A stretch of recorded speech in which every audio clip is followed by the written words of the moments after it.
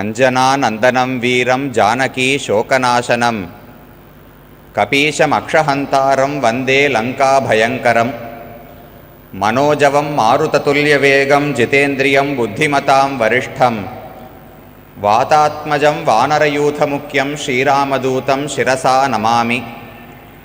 उल्लङ्घ्य सिन्धोः सलिलं सलीलं यशोकवह्निं जनकात्मजायाः आदाय तेनैव ददाहलङ्कां नमामि तं प्राञ्जलिराञ्जनेयम्।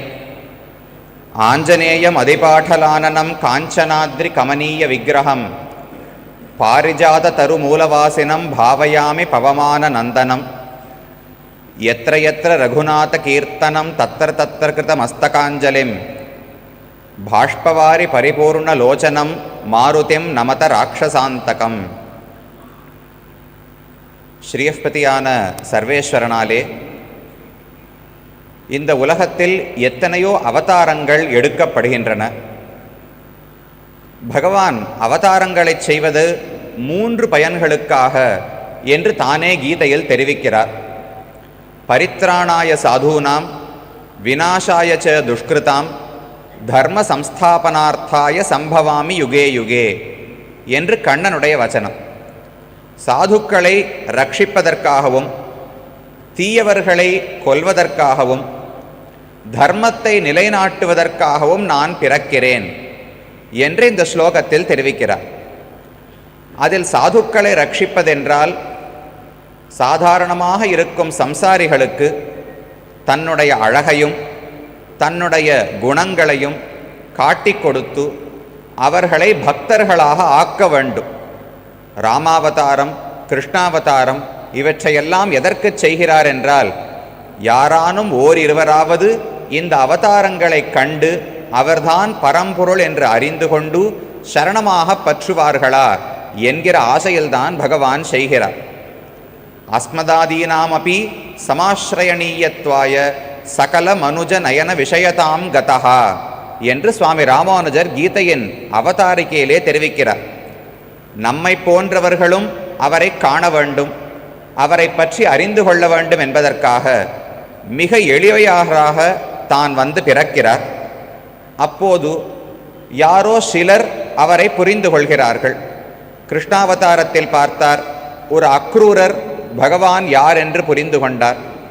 ஒரு மாலாக்காரர், மதுரையில் மாலை கட்டி விற்கக்கூடிய ஒருவர், அவர் கண்ணன் யார் என்று தெரிந்து கொண்டு அவருக்கு தன்னுடைய மாலைகளாலே பூஜை செய்தார். ஒரு விதுரர் பகவான் யார் என்று அறிந்து கொண்டார். இப்படி யாரோ சிலர்தான் தெரிந்து கொள்கிறார்கள். அருகில் இருந்தால் தெரிந்து கொள்வார்கள் என்பதல்ல. பாண்டவர்கள் கூட பகவானை அறிந்து கொள்ளவில்லை. யாரோ சிலர், எங்கேயோ மூலையில் இருப்பவர்களெல்லாம் அறிந்து கொண்டார்கள். அதே போலத்தான் ராமாயணத்தில் ராமனை உண்மையாக அறிந்து கொண்டு அவனையே பற்றி பக்தியோடு இருந்தவர்கள் என்று பார்த்தால் அதில் தலையாயனவராக சிறிய திருவடியான ஹனுமான் தான் கொண்டாடப்படுகிறார். அவருடைய திருநக்ஷத்திரமான இந்த நன்னாளிலே நமக்கும் ராமாயணத்தினுடைய பட்டாபிஷேக சர்க்கங்களை அனுபவிப்பதற்கான வாய்ப்பு கிடைத்தது. நாம் செய்த பாக்கியம் என்றுதான் சொல்ல வேண்டும். ஹனுமான் ராம பக்தர்களுள் சிறந்தவராக மட்டும் கருதப்படுவதில்லை, ஒரு சிறந்த ஆச்சாரியனாக கருதப்படுகிறார். ஹனுமானுடைய ஸ்தானம் என்னது என்றால், ஒரு ஆச்சாரியனுக்கு என்ன ஸ்தானம் கொடுப்போமோ அதுதான் ஹனுமானுக்கு ஸ்தானம். ஆச்சாரியன் என்ன செய்கிறார்? இந்த ஜீவாத்மா பகவானை பற்றி தெரிந்து கொள்ளாமல் இந்த சம்சாரம் என்கிற பெரும் கடலிலே கஷ்டப்பட்டு கொண்டு இருக்கிறார். அந்த ஜீவாத்மாவுக்கு மனது என்பதுதான் முக்கியமான விரோதியாக உள்ளது. அந்த மனதுதான் நம்மை இந்த சம்சாரத்தில் கட்டுப்படுத்துகிறது. அந்த மனதுக்கு 10 அடியாட்கள் உள்ளார்கள். அவைதான் 10 இந்திரியங்கள். கர்மேந்திரியங்கள் 5, ஞானேந்திரியங்கள் 5 என்று சொல்கிறோம். கண், காது, மூக்கு, நாக்கு, தோல், இந்த 5ம் தான் ஞானேந்திரியங்கள் என்று சொல்லப்படுகின்றன. அதற்கு மேலே வாக்கு, பாணி, பாதம், பாயு, உபஸ்தம். வாக்கு, பேசுவதற்கான நாக்கு, கை கால்கள் முதலானவை எல்லாம் கர்மேந்திரியங்கள் என்று சொல்லப்படுகின்றன. அப்ப 10 இந்திரியங்கள் நம்மை அவை ஆசைப்படும் வகையிலே இழுக்கின்றன. ஐவர் திசை திசை வலித்து எத்துகின்றனர் என்று ஆழ்வார் பாடுகிறார். ஒரு எஜமானர் இருந்தார். அவரிடத்தில் சொத்து இருந்தது. இரவு வீட்டை பூட்டி வைத்து கொண்டு சொத்து பத்திரமாக இருக்க வேண்டும் என்கிற எண்ணத்தோடு உறங்கச் சென்றார். இரவில் 5 திருடர்கள் வந்தார்கள். வந்து அவரிடத்தில் இருந்த சொத்தையெல்லாம் திருடிக் கொண்டார்கள். அதோடு மட்டுமல்லாமல் திருடினது அனைத்தையும் மூட்டை கட்டி அவர் தலையிலேயே ஏற்றி வைத்து அவரை கயிறிலே கட்டி ஒவ்வொருவரும் ஒவ்வொரு திசையில் இழுக்கத் தொடங்கினார்கள். ஒரு திருடன் வடக்கே வா என்று இழுக்கிறான், மற்றொரு திருடன் தெற்கே போ என்று தள்ளுகிறான். இப்படி 5 பேர் தள்ளினால் அந்த எஜமானன் என்ன சிரமப்படுவானோ அதே போலத்தான் இந்த 5 ஞானேந்திரியங்களும் ஜீவாத்மாவை தங்கள் தங்கள் திசையிலே இழுத்துச் செல்லுகின்றன. இந்திரியாணி பிரமாதீனி ஹரந்தி பிரசபம் மனஹா, மனதை வலுக்கட்டாயமாக தங்கள் தங்கள் திசையில். கண்ணானது அழகான பொருட்களை பார்க்க வேண்டும்னு இழுத்துட்டு போகிறது, காதானது நல்ல இசை சங்கீதத்தை கேட்கணும்னே இழுத்துட்டு போகிறது, வாயானது ருசியான உணவுகள் அது எப்படிப்பட்டதோ சுச்சியாக சுத்தமாக செய்யப்பட்டதோ இல்லையோ உண்ண வேண்டும் என்று இழுத்துச் செல்லுகிறது. அப்ப 10 இந்திரியங்கள் அவையவை ஒரு ஆசையை கொண்டு இழுக்கின்றன.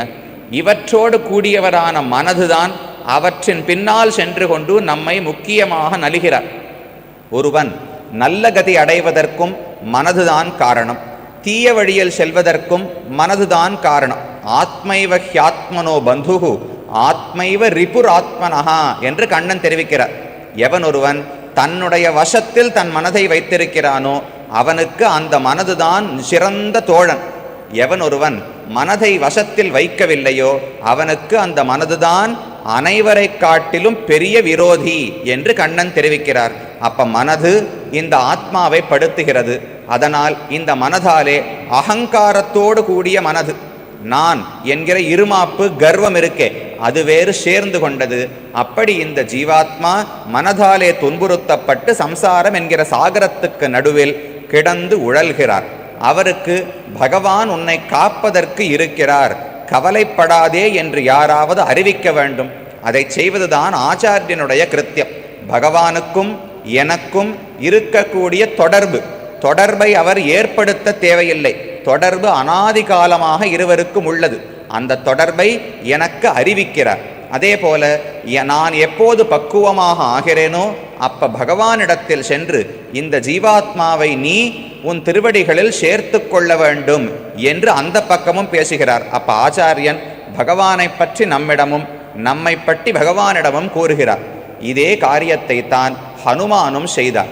ராமனும் சீதையும் பிரிந்தார்கள். ராவணன் அவர்களை பிரித்தான்.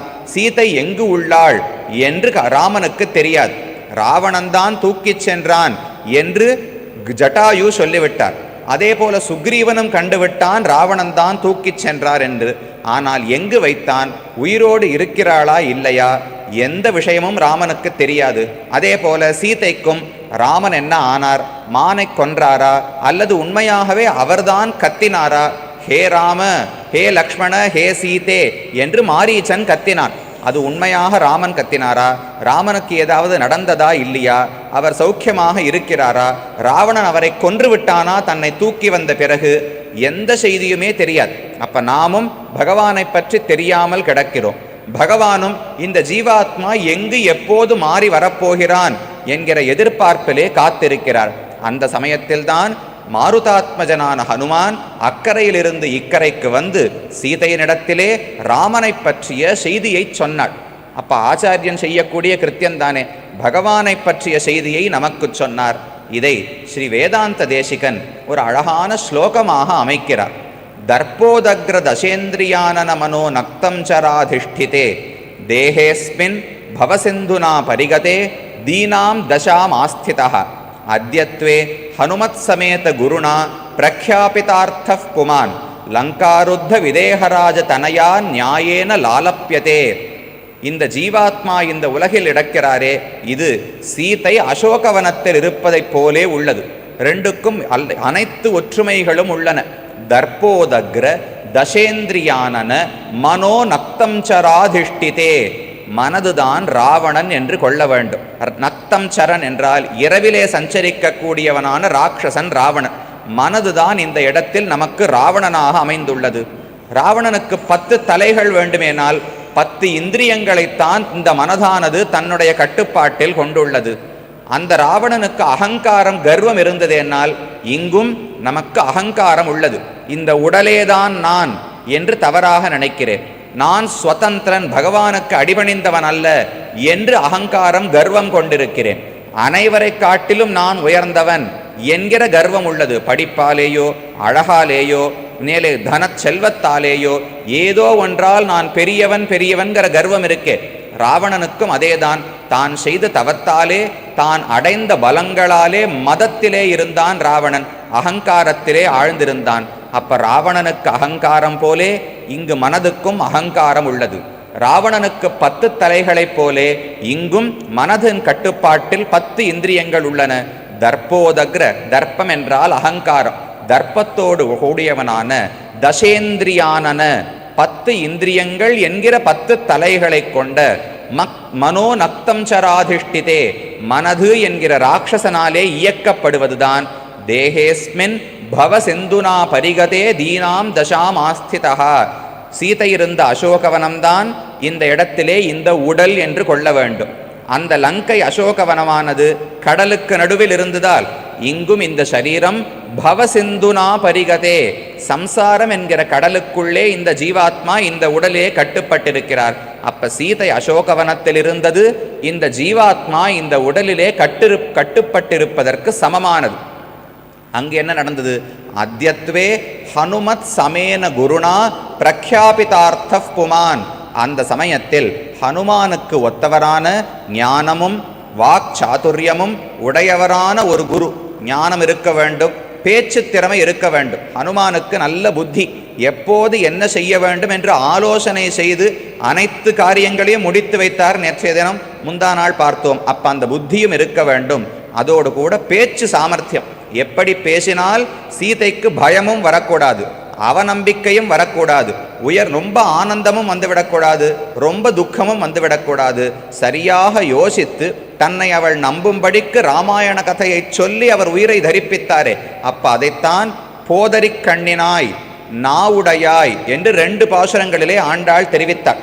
10 பெண்களை எழுப்பும் போது 13வது பாசுரத்தில் போதரி கண்ணினாய், அழகான கண் படைத்தவள். கண் என்றால் ஞானம் என்று பொருள், வெளிக்கண்ணை சொல்லவில்லை.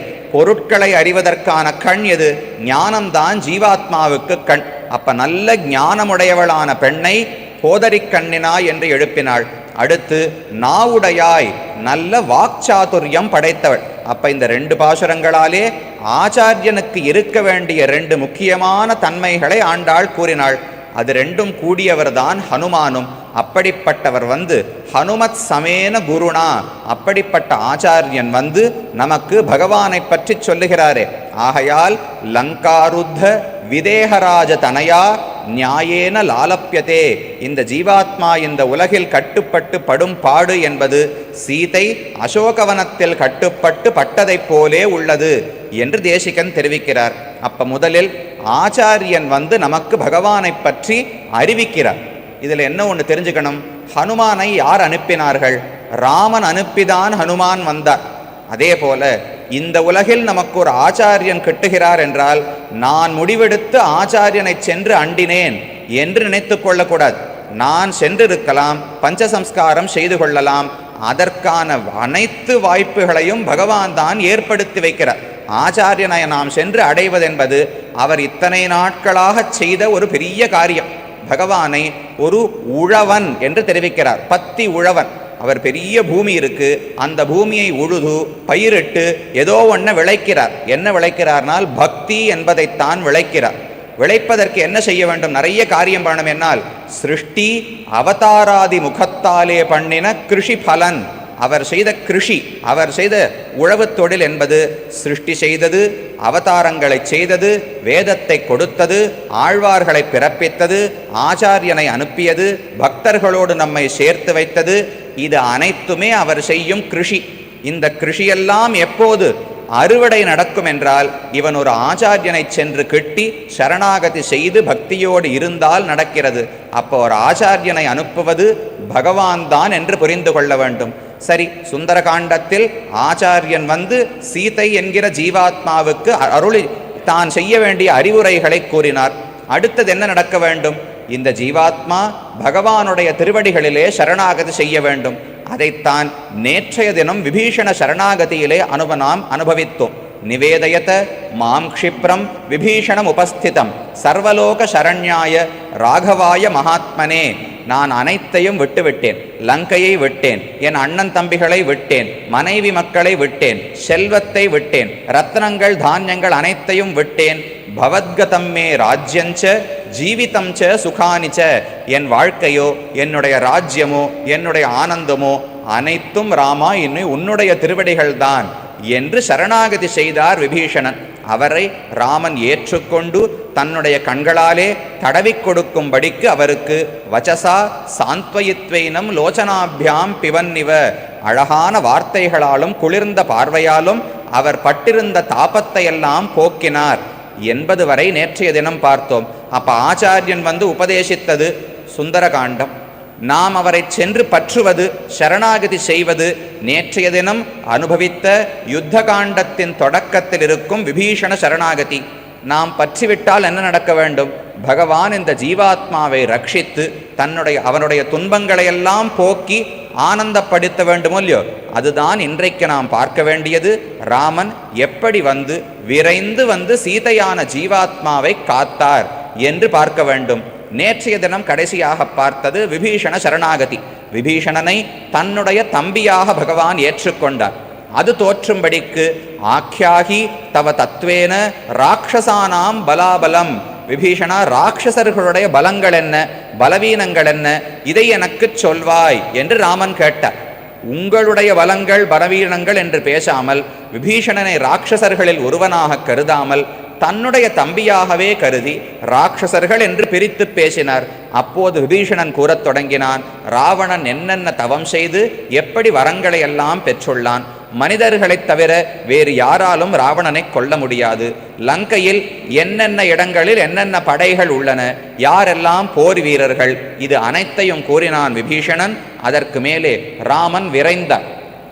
இப்போதே ஒரு காரியம் செய்ய வேண்டும். சீதை எங்கு இருக்கிறாள்னு தெரிஞ்செடுத்து, ஆனால் அதற்கு முன்னால், சீதையை பெறுவதற்கு முன்னால் ஒரு காரியம் செய்ய வேண்டும் என்று லக்ஷ்மணனிடம் கட்டளையிட்டார்.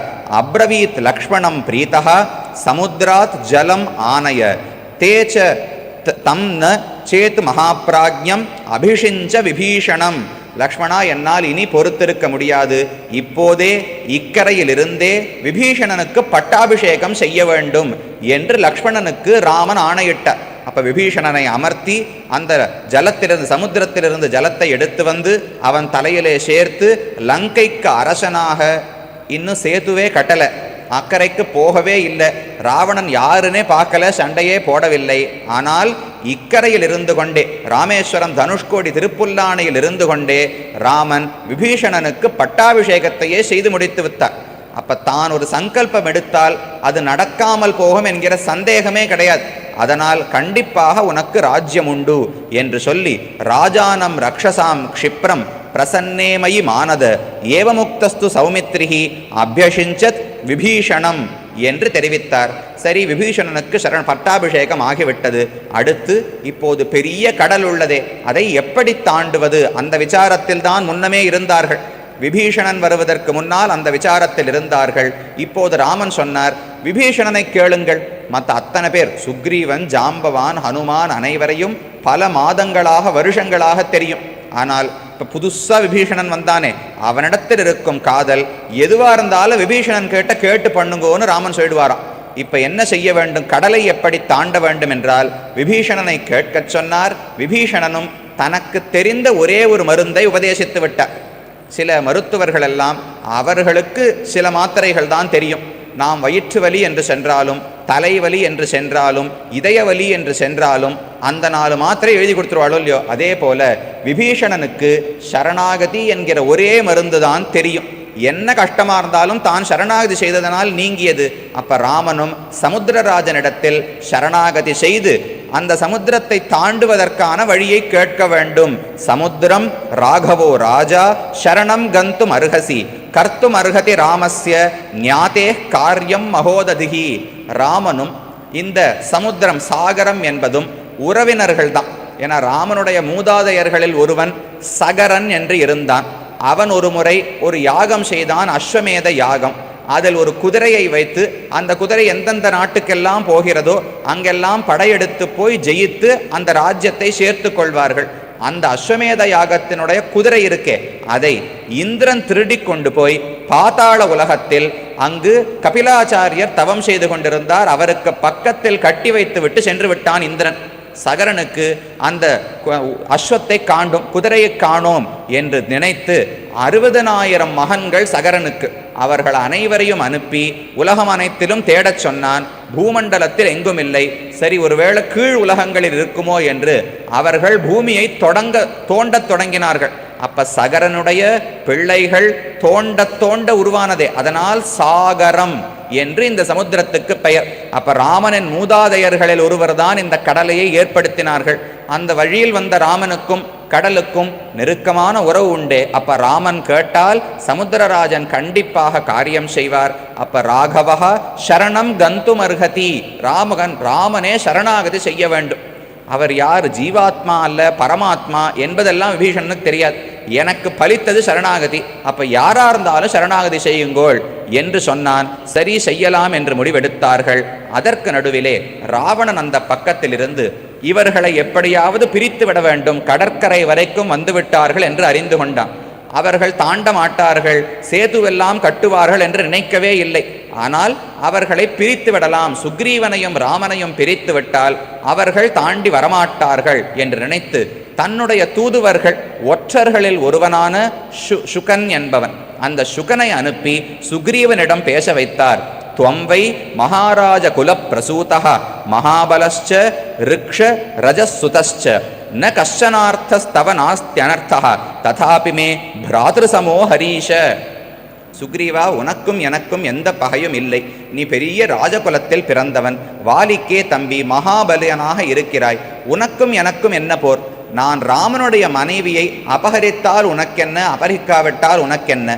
நமக்குள் யுத்தம் வேண்டாம், நீ மறுபடியும் கிஷ்கிந்தைக்கு சென்று விடு. நான் உன்னை உடன் பிறவாத தம்பியாகவே கருதுகிறேன். அப்ப நீ திரும்பி சென்று விடு என்று அவரிடத்தில் பேசி மனதை மாற்றலாம் என்று முயற்சித்தார். சுக்ரீவன் ஒப்புக்கொள்ளவில்லை. அந்த சுகன் என்கிற ஒற்றனை சிறை பிடித்து ராமனுக்கு முன்னால் அடைத்து சென்று இவனை இப்போது கொல்லவிட வேண்டும் என்று தெரிவித்தார்கள். அப்போ அந்த சுகன் சொன்னான், நான் தூதுவன், தூதனாக வந்தவனை கொல்லக்கூடாதே என்று சொல்லும்போது அங்கதன் சொன்னார், நீ தூதனாக வரவில்லை, நீ ஒற்றனாக வந்துள்ளாய். நாயம் தூதோ மகாராஜ சாரகஃப் பிரதிபாதிமே துலிதம் ஹி பலம் சர்வம் அனேன தவ திஷ்டதா.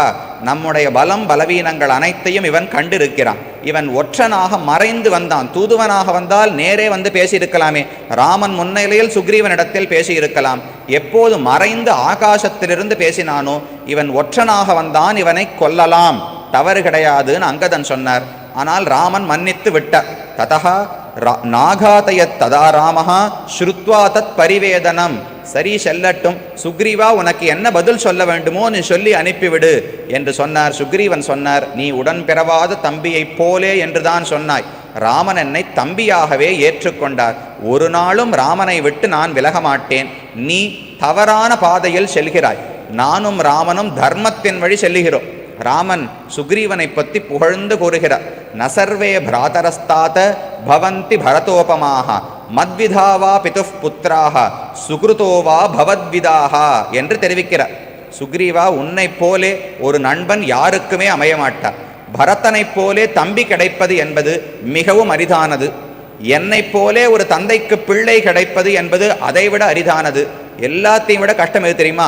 உன்னை போலே ஒரு சுஹ்ருத், நல்லுள்ளம் படைத்தவன், நண்பனுக்காக உதவி செய்பவன் யாரும் பார்க்க முடியாது என்று ராமன் சொல்லி இருக்கிறார். அவரை விட்டு நான் வரமாட்டேன் என்று சுக்ரீவன் சொல்ல சுகனும் உயிர் பெற்று திரும்பச் சென்றான். ராமன் சமுத்திரக்கரையிலே தர்ப்பங்களையெல்லாம் பரப்பி சமுத்திரராஜனிடத்தில் தான் சரணாகதி செய்ய தொடங்கினார். 3 நாட்கள் சரணாகதி செய்தார். ஆனால் சமுத்திரராஜன் பதிலே சொல்லவில்லை. ததா சாகர வேளாயாம் தர்ப்பம் ஆஸ்தீர்ய ராகவஹ அஞ்சந்தி அஞ்சலிம் பிராங்முக கிருத்வா பிரதிசிஷ்யே மகோததேகே. கிழக்கு நோக்கி அமர்ந்து கொண்டு கீழே தர்ப்பங்களை எல்லாம் விரித்து அவரிடத்தில் சரணம் என்ற அஞ்சலி முத்திரையோடே ராமன் 3 நாட்கள் காத்திருந்தான். தர்ப்பத்திலேயே படுத்து கிடந்தார். ஆனால் சாகரம், அந்த சமுத்திரராஜன் பதிலே கூறவில்லை. ராமன் பொறுமையை இழந்தான். சாமம், தானம், பேதம், தண்டம் என்று 4 உபாயங்கள் உண்டு. யார் எதை உபயோகித்தால் புரிந்து கொள்வார்களோ அவர்களுக்குத்தான் அதை உபயோகிக்க வேண்டும். சமுத்திரராஜன் கர்வத்தோடு இருக்கிறான். நான் பேசியதை கேட்கவில்லை, என் கோரிக்கையை ஏற்கவில்லை. ஆகையால் கவலை வேண்டாம், இந்த சாகரத்தையே நான் வற்றடித்து விடுகிறேன். சாகரம் ஜலத்தோடு இருந்தால்தானே வானரங்கள் தாண்ட முடியாது. சாபமானய சௌமித்ரே ஷரம் ச ஆஷீவிஷோபமம் சாகரம் சோஷயிஷ்யாமி பத்பியாம் யாந்து பிளவங்கமாக. சாகரத்தை இப்போதே வற்றடித்து விடுகிறேன். சாபமானய லக்ஷ்மணா, என் வில்லை கொண்டு வா, நான் கடலை வற்றடிக்கப் போகிறேன். பத்பியாம் யாந்து, வானரங்களெல்லாம் நடந்தே செல்லட்டும், ஜலம் இருந்தால்தானே எப்படி தாண்டுவது என்று சிரமம், அதை வற்றடித்து விடுகிறேன்னு ராமன் சொன்னார். லக்ஷ்மணா வில்லை கொண்டு வான்னார். லக்ஷ்மணன் போய் வில்லை மட்டும் கொண்டு வந்து ராமனிடத்தில் கொடுத்தார். என்ன லக்ஷ்மணா, அம்பு விட்டால் தானே சாகரத்தை நான் வற்றடிக்க முடியும், வில்லை மட்டும் கொண்டு வந்தாய் என்னால்? நீர்தானே சாப்பமானையான்னு சொன்னீர், வில்லை கொண்டு வான்னு சொன்னா வில்லை கொண்டு வந்தேன். அதுக்கு மேலே சொன்னார் ஷரம்ச, அம்பை கொண்டு வா லக்ஷ்மணான்னு சொன்னால் போய்விட்டு சின்னதாக இருக்கிற என்ன பலம் இழந்த அம்போ, ரொம்ப பலமாக இல்லாத அம்பை லக்ஷ்மணன் எடுத்து கொண்டு வந்தான். இதை கொண்டு எப்படி சாகரத்தை வற்றடிக்க வேண்டும்? சரம்ச ஆஷீவிஷோபமம், இந்த உலகத்தையே புரட்டி போடக்கூடிய சக்தி உடைய அம்புகளை எடுத்து வா என்று லக்ஷ்மணனிடம் சொல்ல அதற்கு பின்னால் எடுத்து வந்தார். இவர் இப்படி செய்பவர் அல்லவே. ராமன் ஒரு முறை திரும்பி பார்த்தால் லக்ஷ்மணனுடனே கொன்னுடட்டுமான்னு கேட்கக்கூடியவர், அவ்வளவு கோபிஷ்டர். ஏன் சமுத்திரராஜனிடத்தில் இவ்வளவு பரிவென்றால் 2 பேரும் ஒரே கைங்கரியத்தை செய்பவர்கள். அந்த சமுத்திரத்தில் தான் ஆதிசேஷன் இருக்கிறார், அதில் தான் பகவான் சயனிக்கிறார். அப்போ ஆதிசேஷனுக்கும் சமுத்திரத்துக்கும் நெருங்கிய நட்பு. அப்போ ஒரு தொழிலாளி இன்னொரு தொழிலாளி அவர் சீக்கிரம் விட்டு கொடுக்க மாட்டாரோ இல்லையோ, அதனால் ராமன் வில்லை கொண்டு வா, அம்பை கொண்டு வா என்று ஒவ்வொன்றாக சொல்ல சொல்ல எடுத்து வந்தார். ராமன் திவ்யமான அஸ்திரத்தை எடுத்து பூட்டி அந்த மந்திரத்தை அனுசந்தானம் பண்ணி எய்ய போகிறார். எய்தார் என்றால் சமுத்திரமே இல்லாமல் போய்விடும். அந்த காலத்தில் பயந்து போய் சமுத்திரராஜன் ஓடி வந்தான். திராகி திராகி, என்னை காக்க வேண்டும், மன்னிக்க வேண்டும், மன்னிக்க வேண்டும் என்று சொல்லிக்கொண்டு ராமன் திருவடிகளில் வந்து விழுந்தான். ராமனும் காத்தார். சரி, உன்னை மன்னித்து விட்டேன், ஆனால் இந்த அஸ்திரத்தை நான் அந்த அம்பை வில்லில் வைத்து பூட்டி விட்டேன். என்னுடைய அஸ்திரங்கள் அமோகங்கள், ஒரு நாளும் வீணாக போக முடியாது. அப்ப இதை கொண்டு யார் மேலாவது நான் எய்துவிட வேண்டும். யாரை அடிப்பது? உனக்கு யாராவது எதிரிகள் இருந்தால் சொல்லே. இந்த அம்பை உன்னை அடிப்பதற்காக நான் எடுக்கவே இல்லை, நீ மனது மாறி வந்து விடுவாய் என்று நான் அறிவேன். உனக்கு யாராவது விரோதிகள் இருந்தால் சொல்லு, அவர்களின் மேல் எரிகிறேன் என்று சொல்ல, உத்தரேண அவகாசோஸ்தி கஷ்டித் புண்ணியதலே மம தைர்ண தத்ஸ்பர்ஷனம் பாபம் சகேயம் பாபகர்மபிகி. ராமா, இங்கிருந்து வெகு தூரத்தில் வடக்கு திசையிலே ஒரு இடம் உள்ளது, அங்கு ஒரு சமுத்திரம் உள்ளது. அது மிகவும் புனிதமான இடம். ஆனால் சில தீயவர்கள் அந்த இடத்தை ஆக்கிரமித்து கொண்டு என்னுடைய ஜலத்தை தவறாக பயன்படுத்துகிறார்கள். அவர்கள் அதை பயன்படுத்துவது என்னால் தாங்க முடியவில்லை. அவர்களையெல்லாம் இந்த அம்பாலே கொன்றுவிட வேண்டும் என்று சமுத்திரராஜன் பிரார்த்திக்க, சரி என்று அதே அம்பை வடக்கு நோக்கி எய்தார். அந்த பூமியையே ஒரு பாலைவனமாக ஆக்கிவிட்டார் ராமர். அங்கு இருந்தவர்களையெல்லாம் அழித்து விட்டார் என்று ராமாயணம் தெரிவிக்கிறது. சரி, சமுத்திரராஜன் ஒப்புக்கொண்டார். நான் இந்த அலைகளை நிறுத்தி விடுகிறேன், எந்த பெரிய மீன்களோ எதுவும் தொல்லையாக இருக்காது. நலன் அவன் மூலம், அவன் கையாலே, விஸ்வகர்மாவனுடைய பிள்ளை நலன். தேவர்களுக்கு எல்லா நகரங்களையெல்லாம் கட்டக்கூடியவர் விஸ்வகர்மா. அவனுடைய பிள்ளையானபடியால் அவன் கையால் எந்த கற்களையெல்லாம் எடுத்து சமுத்திரத்தில் இடுகிறானோ அவையெல்லாம் மிதக்கும், நீ சேத்துவை கட்டி கொள்ளலாம் என்று சமுத்திரராஜனும் சொன்னார். சரி என்று ராமனும் ஏற்றுக்கொண்டார். இதைத்தான் கூறத்தாழ்வான் அதிமானுஷஸ்தவம் என்று ஒரு ஸ்தோத்திர கிரந்தத்தை இயற்றியுள்ளார். பகவானுடைய அவதாரங்களை பற்றியே பாடியுள்ளார். அதில் கேட்கிறார், துவம் தக்ஷிணஸ்ய நிவசதः உத்தரதேபி தூராந்தரம் உத்தர பயோதி மகாந்தரீபே தைத்யான் நிஜைக சர பாரணயன் கிமேதாம் லங்காம் ஸ்திதாத்ர ந கருஷே கி கிம் ஸ்மபஸ்ம. ராமா, நீ அம்பை வில்லை எடுத்து விட்டாய், அம்பை பூட்டி விட்டாய். அந்த அம்பை யார் மேலாவது எய்ய வேண்டும் என்றால் எங்கேயோ தள்ளி இருக்கிற வடக்கு திசையில் இருக்கிற ஒரு பூமியில் எய்து அங்கிருக்கும் அரக்கர்களையெல்லாம் கொல்வதற்கு பதிலால் இதோ கண்ணு முன்னாடி லங்கை இருக்கே, எங்கேயோலாம் போக வேண்டாம், வடக்கு நோக்கி எய்வதற்கு பதிலாக தெற்கு நோக்கி லங்கைக்கு எய்திருந்தால் லங்கையில் இருந்த அசுரர்கள் அனைவருமே இறந்திருப்பார்கள். அப்ப அதை செய்யாமல் நீ எதற்காக வடக்கை நோக்கி எய்தாய் என்று கேள்வி கேட்கிறார் கூறத்தாழ்வான். ஆகவே சமுத்திரராஜனையும் பொறுத்தார். மேலே என்ன செய்வது? கட்டத் தொடங்கினார்கள். ந கிராஹா விதமிஷ்யந்தி யாவத் சேனா தரிஷ்யதி இதி தரணே ராம கபீனாம் தரணே ராம கரிஷ்யாமி ததாஸ்தலம். நீ சேத்துவை கட்டலாம், அதற்கு எந்த பாதமும் வராமல் நான் பார்த்து கொள்கிறேன் என்று சமுத்திரராஜன் சொல்ல, நீலனை கொண்டு 100 யோஜனை நீளமுடையது அந்த கடல் பகுதி. அப்ப 100 யோஜனை நீளத்துக்கு 10 யோஜனை அகலத்துக்கு ஒரு சேத்துவை கட்டினார்கள். தசயோஜன விஸ்தீர்ணம் சதயோஜனம் ஆயத்தம் தத்ருஷுஹு தேவ கந்தர்வாக நலசேத்தும் சுதுஷ்கரம். கட்டதற்கு அரியானது. அப்படி 10 யோஜனை அகலம் 100 யோஜனை நீளம் கொண்ட ஒரு சேத்துவை கட்டினார்கள். ராமனும் லக்ஷ்மணனும் முன்னால் நடந்து செல்ல, அனைத்து வானரர்களும் பின்னால் தொடர்ந்து லங்கையை சென்று அடைந்தார்கள். அப்ப இதுவரை அவர்கள் கடலை தாண்ட முடியாது என்கிற ஒரு நிம்மதியிலே ராவணன் இருந்தான். கடலில் சேத்து கட்டினார்கள் என்றவுடனேயே அவனுக்கு பாதி நம்பிக்கை இழந்தது. அதற்கு மேலே தாண்டியும் வந்து விட்டார்கள், லங்கையே அடைந்து விட்டார்கள். அதனால் இப்போது போர் மூளப்போகிறது. அவர்களுடைய பலம் என்ன, பலவீனம் என்ன என்று அறிந்து கொள்ள வேண்டும் என்பதற்காக மறுபடியும் சுகன் சாரணன் என்ற 2 ஒற்றர்களை அனுப்பினான். அவர்கள் வந்து சுற்றுமுற்றும் பார்த்து பலம் என்ன, பலவீனம் என்ன என்று பார்த்து கொண்டிருந்தார்கள். ஆனால் விபீஷணன் அவர்களை கண்டறிந்து விட்டார். அவர்கள் கண்ணுக்கு தெரியாமல் மறைந்திருந்துதான் செய்தார்கள். ஆனால் விபீஷணனும் ராட்சசனோ இல்லையோ, அவர்கள் ராட்சசர்கள் வந்ததை தான் கண்டுகொண்டான். அவர்களை சிறைப்பிடித்து ராமனிடத்தில் அழைத்து சென்று, தூதர்களைத்தான் கொல்லக்கூடாது, ஒற்றர்களை கொல்லலாம், இவர்கள் நம்முடைய பலங்கள் அனைத்தையும் அறிந்து கொண்டார்கள், கொன்றுவிட வேண்டும் என்று விபீஷணன் சொன்னார். அப்ப ராமன் தெரிவித்தார், விபீஷணா, ஒற்றர்களை அனுப்பி பிரத்தியாருடைய பலத்தை அறிவது என்பது போரில் சகஜம். இதற்கெல்லாம் மனிதர்களை கொல்லத் தொடங்கினால் என்ன நடப்பது என்று சொல்லிவிட்டு சுகனிடம் தான் கூறினார், எதி திருஷ்டம் பலம் சர்வம் வயம் வாசு சமீஹிதாக யதோக்தம் வா கிருதம் காரியம் சந்தத பிரதிகம்யதாம். சுகா, நீ பார்க்க வேண்டியதெல்லாம் ஒழுங்காக பார்த்து விட்டாயா? எங்கள் பலங்கள் எல்லாம் தெரிந்ததா? இன்னும் ஏதாவது இடம் பார்க்கவில்லை என்றால் விபீஷணனை அனுப்பி முழுவதுமாக காட்டச் சொல்லுகிறேன். பார்த்துவிட்டு உனது மனம் நிம்மதி அடைந்தவுடன் நீ புறப்பட்டு செல்லலாம் என்று சொன்னார். அவனும் விடை பெற்றுக்கொண்டு ராவணனிடம் சென்று, ராவணா, ராமனுடைய தர்மனிஷ்டையை பார்த்தால் உன்னால் அவனை வெல்ல முடியும் என்று தோன்றவில்லை. அந்த சேனையானது நம்முடைய சேனையை விட மிக பெரியதாக உள்ளது. அவர்கள் உற்சாகத்தையும் ராமபக்தியையும் பார்த்தால் ராட்சசர்கள் கூட அவ்வளவு ஒரு நம்பிக்கையோடு நம்மிடத்தில் பக்தியோடு யுத்தம் செய்வார்கள் என்று சொல்ல முடியாது.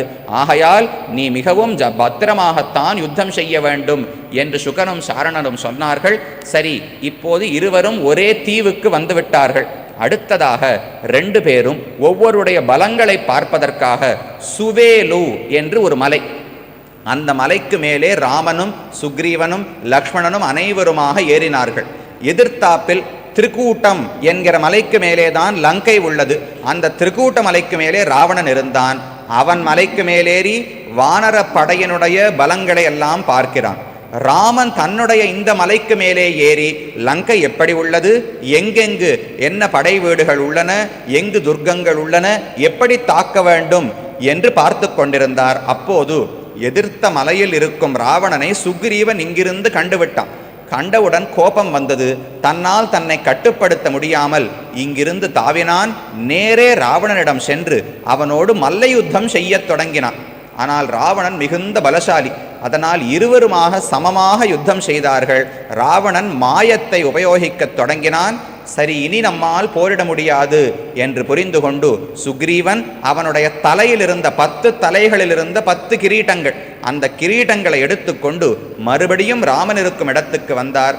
ராமனுடைய திருவடிகளில் கிரீட்டங்களை புகட்டார். ஓரமாக சென்று வெட்கி தலை குனிந்து நின்று கொண்டார். ராமன் கேட்டார், ஏன் ஓரமாக செல்கிறாய்? எவ்வளவு பெரிய காரியம்! ராவணனுடைய தலையில் இருக்கும் கிரீட்டத்தை கொண்டு வந்து சேர்த்து ஏன் ஓரமாக நிற்கிறாய் என்றால், அவன் தலையை கொண்டு வந்திருந்தால் முன்னால் வந்து நின்றிருப்பேன்.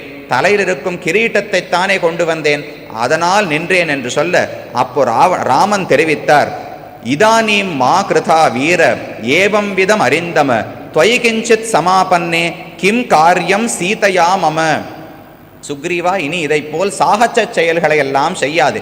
நாம் சரியான வழியில் போரிடலாம். நீ மிகவும் முக்கியமானவர். உன்னை நான் இழந்து விட்டேன் என்றால் அதற்கு பின் சீதையை பெற்று நான் என்ன செய்ய போகிறேன்? ராமன் சீதையை பெறுவதற்காக போர் செய்தார். அதில் தன்னுடைய நண்பனான சுக்ரீவனை இழந்து விட்டார் என்று சொன்னால் சீதையை பெற்றும் பயனில்லை.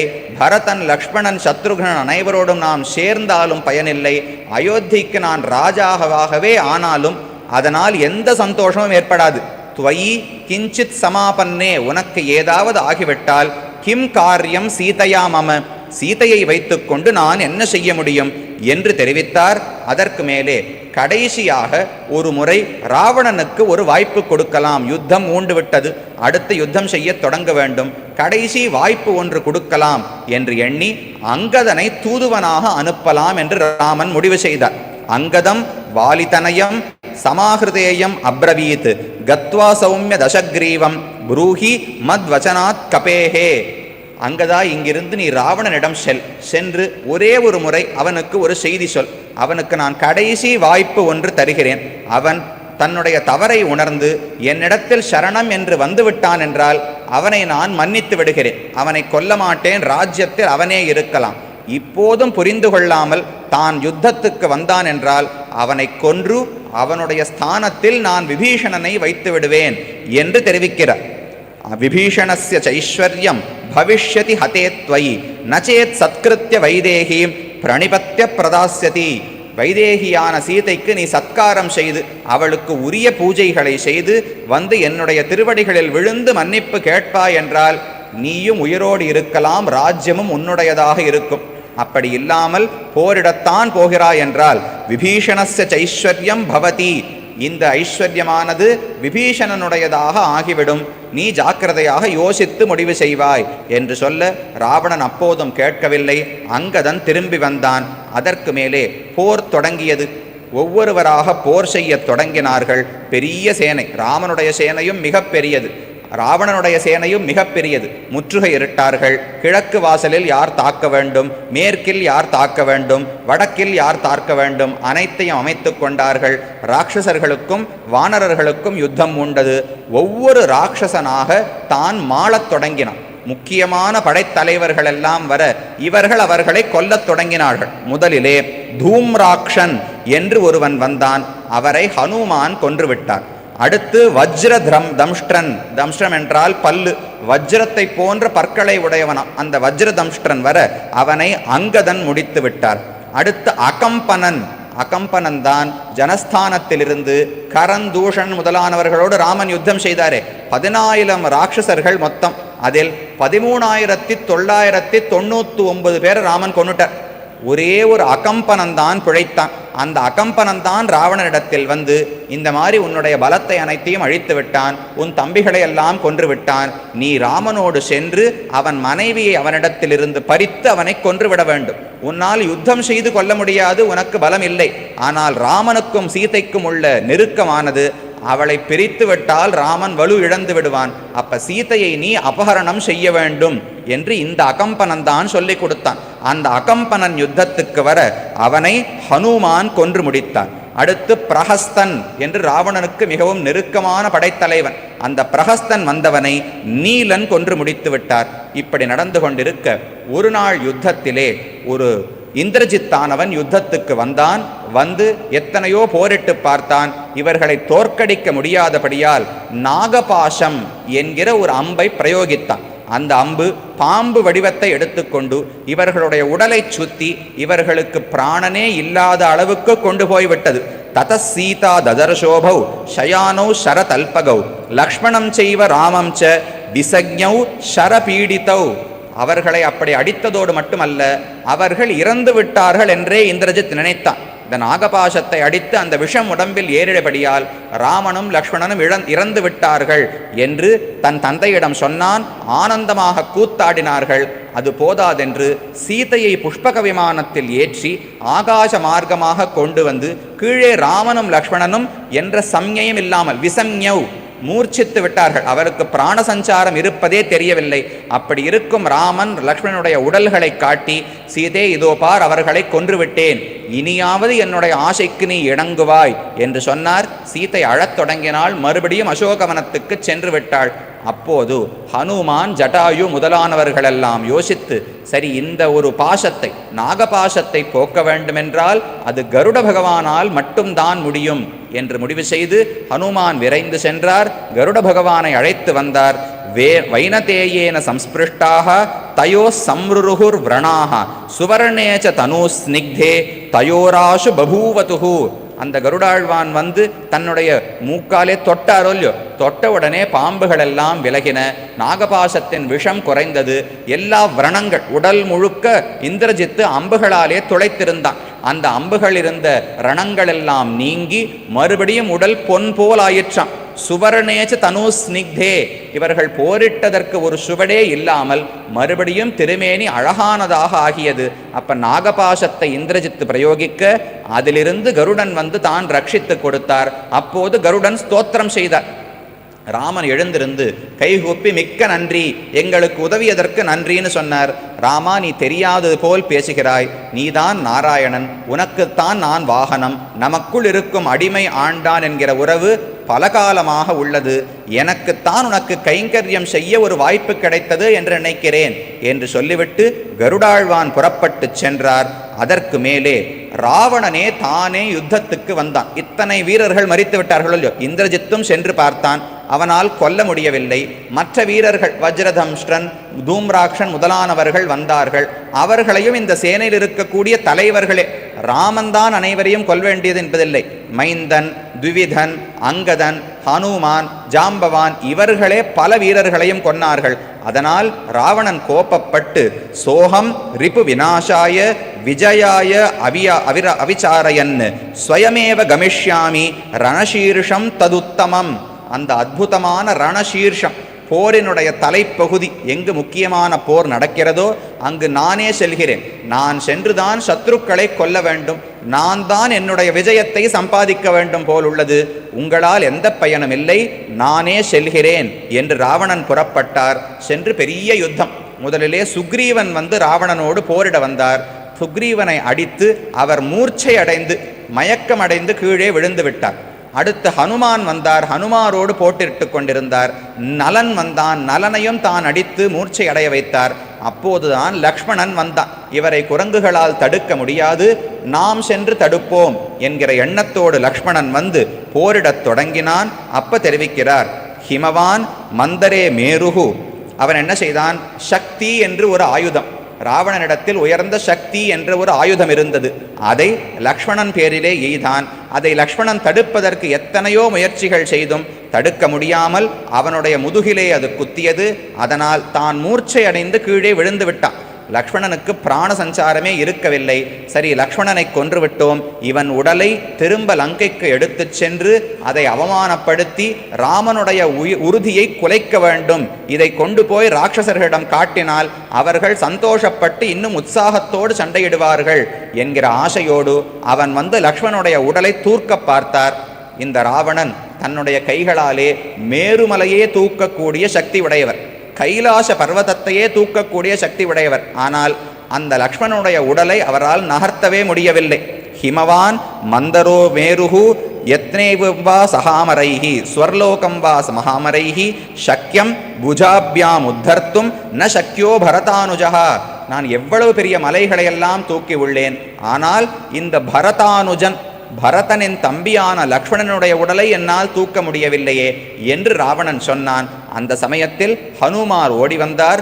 உன் போன்ற ஒரு தீயவனுடைய கை லக்ஷ்மணன் பேரிலே படக்கூடாது என்று சொல்லி தான் ஓங்கி அடித்தார். ராவணனே கீழே விழுந்தான். அந்த இடைவெளிக்குள்ளே தான் லக்ஷ்மணனை தூக்க பார்த்தார். அதே லக்ஷ்மணன் லகுத்வம் அகமத் கபேஹே, அந்த கபியான ஒரு குரங்கான ஹனுமான் தூக்க பார்க்கும்போது மிகவும் லகுவாக, பாரமே இல்லாதவனாக ஆகிவிட்டாராம். தெரிவிக்கிறார், வாயுசூனோ சுகிருத்வேன பக்தியா பரமயாச்ச சஹா சத்ருணாமப்யகம்பியோபி லகுத்வம் அகபவத் கமேஹே. சுகிருத்தாக லக்ஷ்மணனுடைய நலத்தை விரும்பி பக்தியோடு தூக்க வந்தாரோ இல்லையோ, அப்ப ராவணன் தான் பெரியவன், லக்ஷ்மணனை தூக்கிச் சென்று அவமானப்படுத்த வேண்டும்னு எண்ணத்தோடு வந்தார். அவரால் தூக்க முடியவில்லை. ஹனுமான் பக்தியோடு இவரை நாம் காக்க வேண்டும் என்கிற எண்ணத்தோடு வந்தார். அவருக்கு தானே லகுவாக ஆனான் லக்ஷ்மணன் என்று தெரிவிக்கிறார். அப்ப ஹனுமான் தூக்கிச் சென்றார்.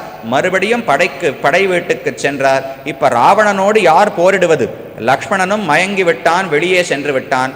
அப்போது ராமன் தானே உள்ளே வந்தார். ததோ ராமோ மகாதேஜாக திருஷ்டுவா பிளவகசார்தூலம் என்று தெரிவிக்கிறார். ராமன் போரிட வந்தார்.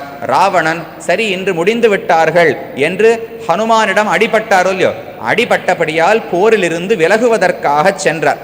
அந்த சமயத்தில் ராமன் உள்ளே வந்து, ராவணா எங்கு செல்கிறாய்? உன்னோடு தான் நான் போரிட வேண்டும் என்று காத்திருந்தேன், ஏன் ஓடுகிறாய்? நின்று என்னோடு சண்டையிடு என்று சொல்ல ராமனோடு கோரமான யுத்தம் செய்தான் ராவணன். எத்தனை நாள் யுத்தம் செய்தாலும் ராமனுக்கு கோபமே வரவில்லை. ராமனை அம்புகளால் அடித்தான். பாதிக்கு மேல் அம்புகள் ராமனை தொடவே முடியவில்லை. அவன் இட்ட அம்புகளுக்கெல்லாம் எதிரம்புகளை ராமன் தொடுத்தான். ஏதோ ஓரிரு அம்பு பட்டாலும் ராமனுக்கு ஒரு விகாரமே ஏற்படவில்லை. சிரித்து கொண்டு கோபமே வராமல் சண்டையிட்டு கொண்டிருந்தார். ராவணன் பார்த்தான், இவனுக்கு கோபத்தை வரவைக்க வேண்டும். இவனை தாக்கினால் கோபம் வரவில்லை. சரி, இவரை தாங்கிக் கொண்டு ஹனுமான் இருந்தார். ஹனுமானுடைய தோளிலே அமர்ந்திருந்துதான் ராமன் யுத்தம் செய்து கொண்டிருந்தார். அந்த ஹனுமானை தாக்குவோம் என்று தாக்கத் தொடங்கினார். அம்புகளாலே துளைத்தார். இனி ஒரு அம்பு ஹனுமான் பேரிலே பட்டால் ஹனுமான் உயிரையே இழந்து விடுவார். அந்த தசைக்கு சென்றவுடன் ராமனுக்கு கோபம் வந்தது. ததோ ராமோ மகாதேஜாக ராவணேன கிருதவ்ரணன் திருஷ்டுவா பிளவகசார்தூலம் கோபஸ்ய வசமேயிவான். ராவணனுடைய அம்பாலே துளைக்கப்பட்ட ஹனுமானை பார்த்தாரோ இல்லையோ, பார்த்த உடனே கோபஸ்ய வசமேயிவான், ராமன் கோபத்துக்கு வசப்பட்டு விட்டார் என்று தெரிவித்தார் வால்மீகி. இந்த ராமன் எப்படிப்பட்டவர்? முதலிலே நாரதரிடம் வால்மீகி சில கேள்விகளை கேட்டாரோ இல்லையா? முதல் சர்க்கம் பார்த்தோமே, முதல் நாள் நாரத பகவான் வால்மீகியினுடைய ஆசிரமத்துக்கு வந்தார். அப்போது சில பெரிய உயர்ந்த குணங்களை எல்லாம் பட்டியலிட்டு, இந்த குணங்கள் அனைத்தையும் உடையவர் யார், அப்பேற்பட்ட பரம்பொருள் யார் என்று வால்மீகி நாரதரிடம் கேட்டார். அதற்கு பதில் சொல்லும் போது, ராமன் தான் இக்ஷ்வாகு வம்ச பிரபவா ராமோ நாம ஜனேஸ்ருதா, அவன்தான் நீர் சொன்ன குணங்கள் அனைத்தையும் உடையவர் என்று நாரதர் தெரிவித்தார். அந்த குணங்களுக்குள்ளே ஒன்று ஜிதக்ரோதா, எவன் கோபத்தை ஜெயித்தவன் என்று வால்மீகி கேட்டார். அப்ப ராமனுக்கு எப்படி என்றால், கோபம் ஒரு ஆபரணத்தை போலே. இப்ப நாம வீட்டில் இருக்கும்போது அலங்காரம் செய்து கொள்ள மாட்டோம், வெளியே செல்ல வேண்டும் என்றால் அலங்காரம் எடுத்து பண்ணிக்கிறோமோ இல்லையோ, அதே போல ராமன் பொதுவாக கோபத்தையே கொள்ள மாட்டான். யாரோடாவது போரிட வேண்டும் என்றால் அப்ப கோபம் வேண்டுமோ இல்லையோ, கோபம் வந்தால் தானே மேல மேல உற்சாகத்தோடு போரிட முடியும். கோபமே இல்லாமல் சாந்தமா இருந்து எப்படி போரிடுவது?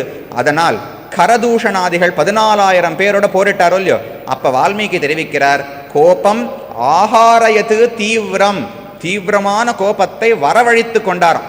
அவருக்கு இயற்கையாக வரவில்லை, ஆனால் கோபம் இருந்தால்தான் சண்டையிட முடியும். ஆகவே கோபமே வா என்று அழைப்பாராம். கோபம் ஒரு ஆபரணத்தை போல ராமன் கிட்ட இருக்குமாம். சண்டை முடிந்தவண்டன் கோபமே போ என்று சொன்னால் கோபம் ஓடிவிடுமாம். அப்படி ஜிதக்ரோதா, தன்னுடைய கோபத்தை ஜெயித்து தன் வசத்தில் வைத்தவன் ராமன்.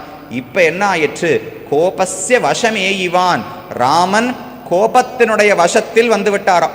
கோபம் பார்த்து ராமா இங்கு வா என்று சொன்னால் ராமன் ஓடி வருவார். கோபம் பார்த்து ராமா போ என்றால் ராமன் செல்வாராம்.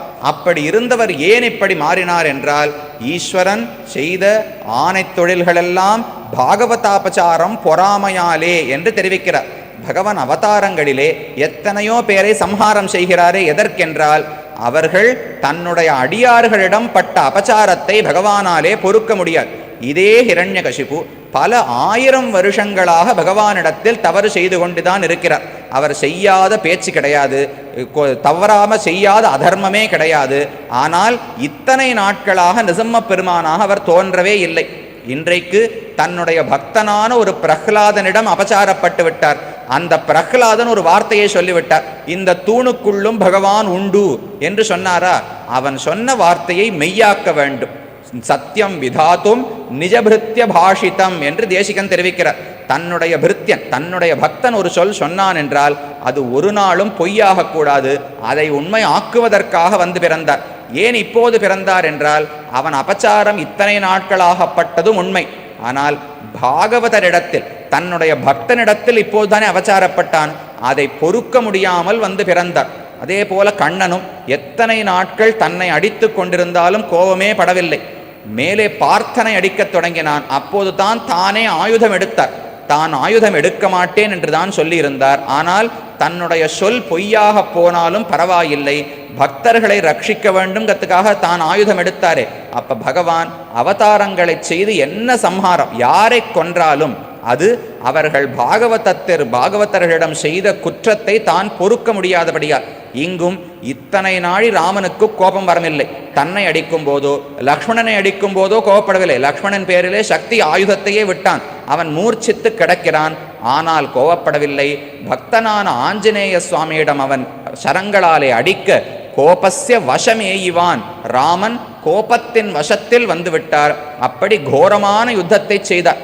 அத்ய ராமஸ்ய ராமத்துவம் பஷ்யந்து மம சயுகே, இன்றைக்கு உலகம் ராமன் என்றால் யார் என்று பார்க்கட்டும் என்று சொல்லிவிட்டு ராவணனோடு போர் செய்தார். அவனுடைய தேரை உடைத்தார், வில்லை உடைத்தார், அம்புகளை உடைத்தார், அந்த தேரை ஓட்டக்கூடிய சாரதியை கொன்றார். அனைத்தையும் இழக்க வைத்து ஆயுதமே இல்லாமல் அவனை பூமியில் நிற்க வைத்தார் ராமர். நிற்க வைத்து கொண்டிருக்கலாமே என்னால் கொல்லவில்லை. கச்சானுஜானாமி ரணார்த்திதஸ்துவம் பிரவிஷ்ய ராத்திரிம்சர ராஜலங்காம் ஆஸ்வாஸ்ய நிர்வாகி ரதீச்ச தன்வி ததா பலம் திரக்ஷசிமே ரதஸ்தா. இத்தனையும் கொன்னாரோ இல்லையோ, ராவணா நீ மிகவும் களைப்படைந்திருக்கிறாய். கச்ச அனுஜானாமி ரணார்த்திதஸ்துவம், போராலே நீ மிகவும் களைப்புற்றிருக்கிறாய் என்று எனக்கு பார்த்தால் தெரிகிறது. கச்ச, மறுபடியும் லங்கைக்கு சென்று விடு. ராத்திரிம்சர ராஜலங்காம், இரவு லங்கையில் இருந்து கொண்டு உன்னுடைய புண்ணுகளுக்கெல்லாம் மருந்து இட்டுக்கொள். மறுபடியும் புது தேரில் ஏறிக்கொண்டு புது வில்லை எடுத்துக்கொண்டு புது சாரதியோடு மறுபடியும் போருக்கு வா. ததா பலம் திரக்ஷசிமே ரதஸ்தகா, தேரில் இல்லாத உன்னிடம் என்னுடைய பலத்தை காட்ட மாட்டேன். இன்று நீ பார்த்தது என்னுடைய பலம் என்று நினைக்காதே, நாளை வா, அப்போது உனக்கு என் பலத்தை காட்டுகிறேன் என்று சொல்லி ராமன் அனுப்பி வைத்தார். இதை பார்த்துதான் பெரியவர்கள் அனைவரும் இது என்ன குணம்னு கேட்கிறார்கள். இப்பேற்பட்ட பாபத்தை செய்தவன், சீதையே பிரித்த பாபியான ராவணன், இத்தனை நாட்களாக அதர்மங்களை செய்தவன், இவனை கொல்வதற்காகத்தான் ராமன் அவதாரம் செய்ததே. தேவர்கள் அனைவரும் பிரார்த்தித்தது இவனை எப்படியாவது கொல்ல வேண்டும் என்று. அவன் போரிட முடியாமல் முன்னால் நிற்கும் போது அவனை போய் அனுப்பினாரே. எத்தாதிருஷாகசம் அரிம் ரகுவீர வீக்ஷ்ய விஸ்ரம்யதாம் இதி முமோச்சித முக்தமாஜௌ. முக்தனாக ஒரு சிறு பிள்ளையைப் போல என்ன செய்வதென்று தெரியாமல் போர்க்களத்துக்கு நடுவில் நிற்கிறான். எந்த ஆயுதமும் இல்லை. தாதிருஷாகசம், அப்பேற்பட்ட பாபங்களை செய்தவனான ராவணனை விஸ்ரம்யதாம், நீ சென்று நீ ஓய்வெடுத்து கொண்டு மறுபடியும் வா என்று சொன்னாயே. கோயம் குணஹா கதரகோட்டி கத கியான்வா கஸ்ய ஸ்துதே பதமஹோ கத கஸ்ய பூமிஹி. இது கோயம் குணஹா, இந்த குணத்துக்கு என்ன பெயர் இடுவது? இதை கருணைன்னு சொல்றதா, பொறுமைன்னு சொல்றதா, எளிமைன்னு சொல்றதா? இது எந்த கோட்டியில் சேரும், எந்த குணம்னே தெரியல. கோயம் குணஹா கதர கோட்டி கதஹா, இது என்ன பெருமையில் சேருமா, எளிமையில் சேருமா, எந்த கோட்டி? கணம் கணமாவான்னு பிரிக்கணும் இல்லையோ. கற்று கறவை கணங்கள் பலகரந்துன்னு ஆண்டாள் சொன்னாள். என்ன அர்த்தம்? ஆய்ப்பாடில் உள்ள மாடுகளை எண்ணணும்னால் தனித்தனியா எண்ண முடியாதுங்கிறது மட்டுமல்ல, கூட்டம் கூட்டமாக கூட எண்ணி முடிக்க முடியாது. கணங்கள் பல, மாட்டினுடைய கூட்டம், இது ஒரு 1000 மாடுகள், இது ஒரு 3000 மாடுகள், இது ஒரு 500 மாடுகள்னு எண்ணினால் கூட கூட்டமாக கூட எண்ண முடியாது என்று சொன்னாரோ இல்லையோ. அதை போல பகவானுக்கும் எண்ணிறந்த குணங்கள் உண்டு. அவற்றை சில கூட்டங்களாக பிரிக்கலாமோ இல்லையோ. ஆசிரிதர்கள் அவரை பற்றுவதற்கு சகாயமாக இருக்கும் குணங்கள், பக்தர்களை காப்பதற்கு உபயோகமாகும் குணங்கள், உலகை படைப்பதற்கு தேவைப்படும் குணங்கள், உலகை ரட்சிப்பதற்கு தேவைப்படும் குணங்கள், தன்னுடைய பரத்வம் ஸ்ரீவைகுண்டத்தில் தான் காட்டும் குணங்கள், அவருடைய எளிமை, யசோதை கையாலே கட்டுப்பட்ட எளிமை, இப்படின்னு எத்தனை குணங்கள் இருக்கு. இத்தனை கூட்டங்களுக்குள்ளே இந்த குணத்தை எங்கு சேர்க்க வேண்டும்? கோயம் குணஹா, இந்த குணத்துக்கு பெயர் என்ன? கதர கோட்டிகதா, எந்த கூட்டத்தில் இதை சேர்க்க வேண்டும்? கியான்வா, இதனுடைய எல்லை என்ன? ராவணன் அளவுக்கு போயிடுத்துன்னு தெரிகிறது. ராவணனாகவே இருந்தாலும் சென்று போய் நாளைவான்னு சொல்லிவிட்டீர். இதுக்கு மேலே எது உண்டு? இந்த குணத்தினுடைய எல்லை என்ன? கியான்வா கஸ்ய ஸ்துதே பதம், இதை யார் புகழ்ந்து பாட முடியும்? என்னுடைய நாக்கால் என்னால் பாட முடியும்னு தோணலை. ஒருவேளை 1000 நாக்குகள் கொண்ட ஆதிசேஷன் பாடுவாரோ? அவருக்கும் பாட முடியாது. கஸ்ய ஸ்துதே பதமோகம் பத கஸ்ய பூமிகி. இதை யாராவது நிலை நின்று அனுபவிக்க முடியுமானால் மனத்துக்கே எட்டாததாக குணமுள்ளது என்று கூறத்தாழ்வான் அனுபவிக்கிறார். அப்படி ராவணனை மறுபடியும் தான் அனுப்பி வைத்தார். அதற்கு மேலே ராவணன் வேறு வழியில்லை என்று கும்பகர்ணனை நாம் எழுப்பலாம் என்று முடிவு செய்தார். கும்பகர்ணனை எழுப்ப வேண்டிய சமயம் இல்லை, ஆனால் லங்கையை பயம் சூழ்ந்து கொண்டுள்ளது, ஆகையால் உன்னை நான் எழுப்புகிறேன் என்று கூறினார். ததேதத் பயம் உற்பன்னம் திராயஸ்வேக மகாநத நாசயத்வம் இமான் அத்ய ததர்த்தம் போதிதோ பவான். உன்னை அவர் எழுந்திருக்க வேண்டிய சமயத்துக்கு முன்னாலே எழுப்பிவிட்டார். அவர் 6 மாதம் தூங்கணும் இல்லையோ, அதற்கு முன்னாலேயே எழுப்பினேன். ஏனென்றால் லங்கையை பெரிய பயம் சூழ்ந்து கொண்டுள்ளது, அதிலிருந்து நீதான் காக்க வேண்டும். நீ சென்று ராமன் லக்ஷ்மணன் அனைவரையும் கொன்றுவிடு என்று ராவணன் தெரிவித்தான். அப்ப கும்பகர்ணன் அவனிடத்தில் அறிவுரைகளை கூறினான். ராவணா, நான் சென்ற முறை விழித்து கொண்டிருக்கும் போதே நீ சீதையை இங்கு அழைத்து வந்து விட்டாய். அப்போதே மந்திரிகளை எல்லாம் கூட்டி என்ன செய்யலாம் என்று கேட்டபோது நான் ஆலோசனை சொன்னேன். ராமனை சாமானியனாக நினைக்காதே, அவனிடத்தில் அபச்சாரப்பட்டாதே, தேவையிடாமல் காமத்துக்கு வசப்படாதே என்று சொன்னேன். நீ என் பேச்சை கேட்காமல் ராமனுடைய பலத்தை குறைந்து மதிப்பிட்டு விட்டாய். அதனால் தான் உனக்கு இந்த பயம் வந்தது. இது உன்னுடைய கிருத்தியம், யாரையும் சொல்லி கவறில்லை, நீதான் தவறு செய்தாய் என்று உபதேசித்தான். ராவணனுக்கு கோபம் வந்தது. எனக்கு உதவுவதாக இருந்தால் உதவு, உன் உபதேசத்தை நான் கேட்கவில்லை, தம்பியே எனக்கு இல்லை என்று நினைத்துக் கொள்கிறேன். ஒரு விபீஷணன் ஏற்கனவே விட்டுட்டு போயிட்டான், நீயும் தம்பி அல்ல என்று நினைத்துக் கொள்ளுகிறேன்னு சொன்னவுடன் கும்பகர்ணன் மனது மாறி, என்னுடைய கடமை உனக்கு நல்லது சொல்ல வேண்டியது, நீ ஏற்றுக்கொள்ளவில்லை என்றால் சரி, உனக்காக நான் உயிரையும் விடுகிறேன், நான் சென்று ராமனோடு போரிடுகிறேன் என்று சொன்னார். பெரிய உருவம் வந்தவுடனே வானரங்கள் எல்லாரும் கண்டு பயந்தே விட்டார்கள். அவரவர்கள் ஓடத் தொடங்கினார்கள். அங்கதனும் ஹனுமானும் தடுத்து தடுத்து சண்டை போட வாங்கோ வாங்கோன்னு அழைத்து சண்டையிட்டார்களாம். அப்படி பயந்து ஓடினார்கள். ராமன் பார்த்தார், இவரை தனியாக விட முடியாது, விபீஷணனை ஒரு முறை அனுப்பி கும்பகர்ணனிடம் பேச வைத்து பார்ப்போம். இப்பேற்பட்ட பலமுடையவன் நம்முடைய படையில் சேர்ந்து விட்டால், ஒரு விபீஷணன் மனசு மாறி ராமன் தான் சரியானவன் வந்தாரே, அதே போல கும்பகர்ணனுக்கும் மனது மாறினால் எத்தனை பேருக்கு வாழ்ச்சி என்று கும்பகர்ணனிடம் பேச அனுப்பினான். அந்த விபீஷணன் சென்று பேசின போது கும்பகர்ணன் தெரிவித்தான், அமுதுன்பாய் நஞ்சுண்பாயோ, ராமன் என்கிற அமுதனாமனோடு நீ கூட இருக்கிறாய், என்னை போன்ற நஞ்சு, இந்த படை என்பது நஞ்சு, இந்த பக்கத்துக்கு நீ வராதே, அமிர்தத்தோடு ராமனோடு இருக்கிறாய், அங்கேயே சௌக்கியமாக இரு. என்னுடைய விதி, நான் லங்கைக்காக போரிட்டு அண்ணனுக்காக விட வேண்டும் உயிரை. உனக்கு நீ செய்த பாக்கியம், இந்த உயிரை விடாமல் லங்கையே நீதான் காக்கப் போகிறாய், கவலைப்படாதே. அமுதுண்பாய் நஞ்சுண்பாயோ, இந்த படையில் நீ சேராதே, என்னிடம் பேச வராதே என்று சொல்லிவிட்டான். சரி என்று ராமர் பார்த்தார், வேறு வழியில்லை, இவனை கொல்லதான் வேண்டுமென்று யோகி சத்ரும் அவஜ்ஞாய ஆத்மானம் நாபிரக்ஷதி என்று அவன் அறிவுரை செய்தான். அதை ராவணன் கேட்கவில்லை.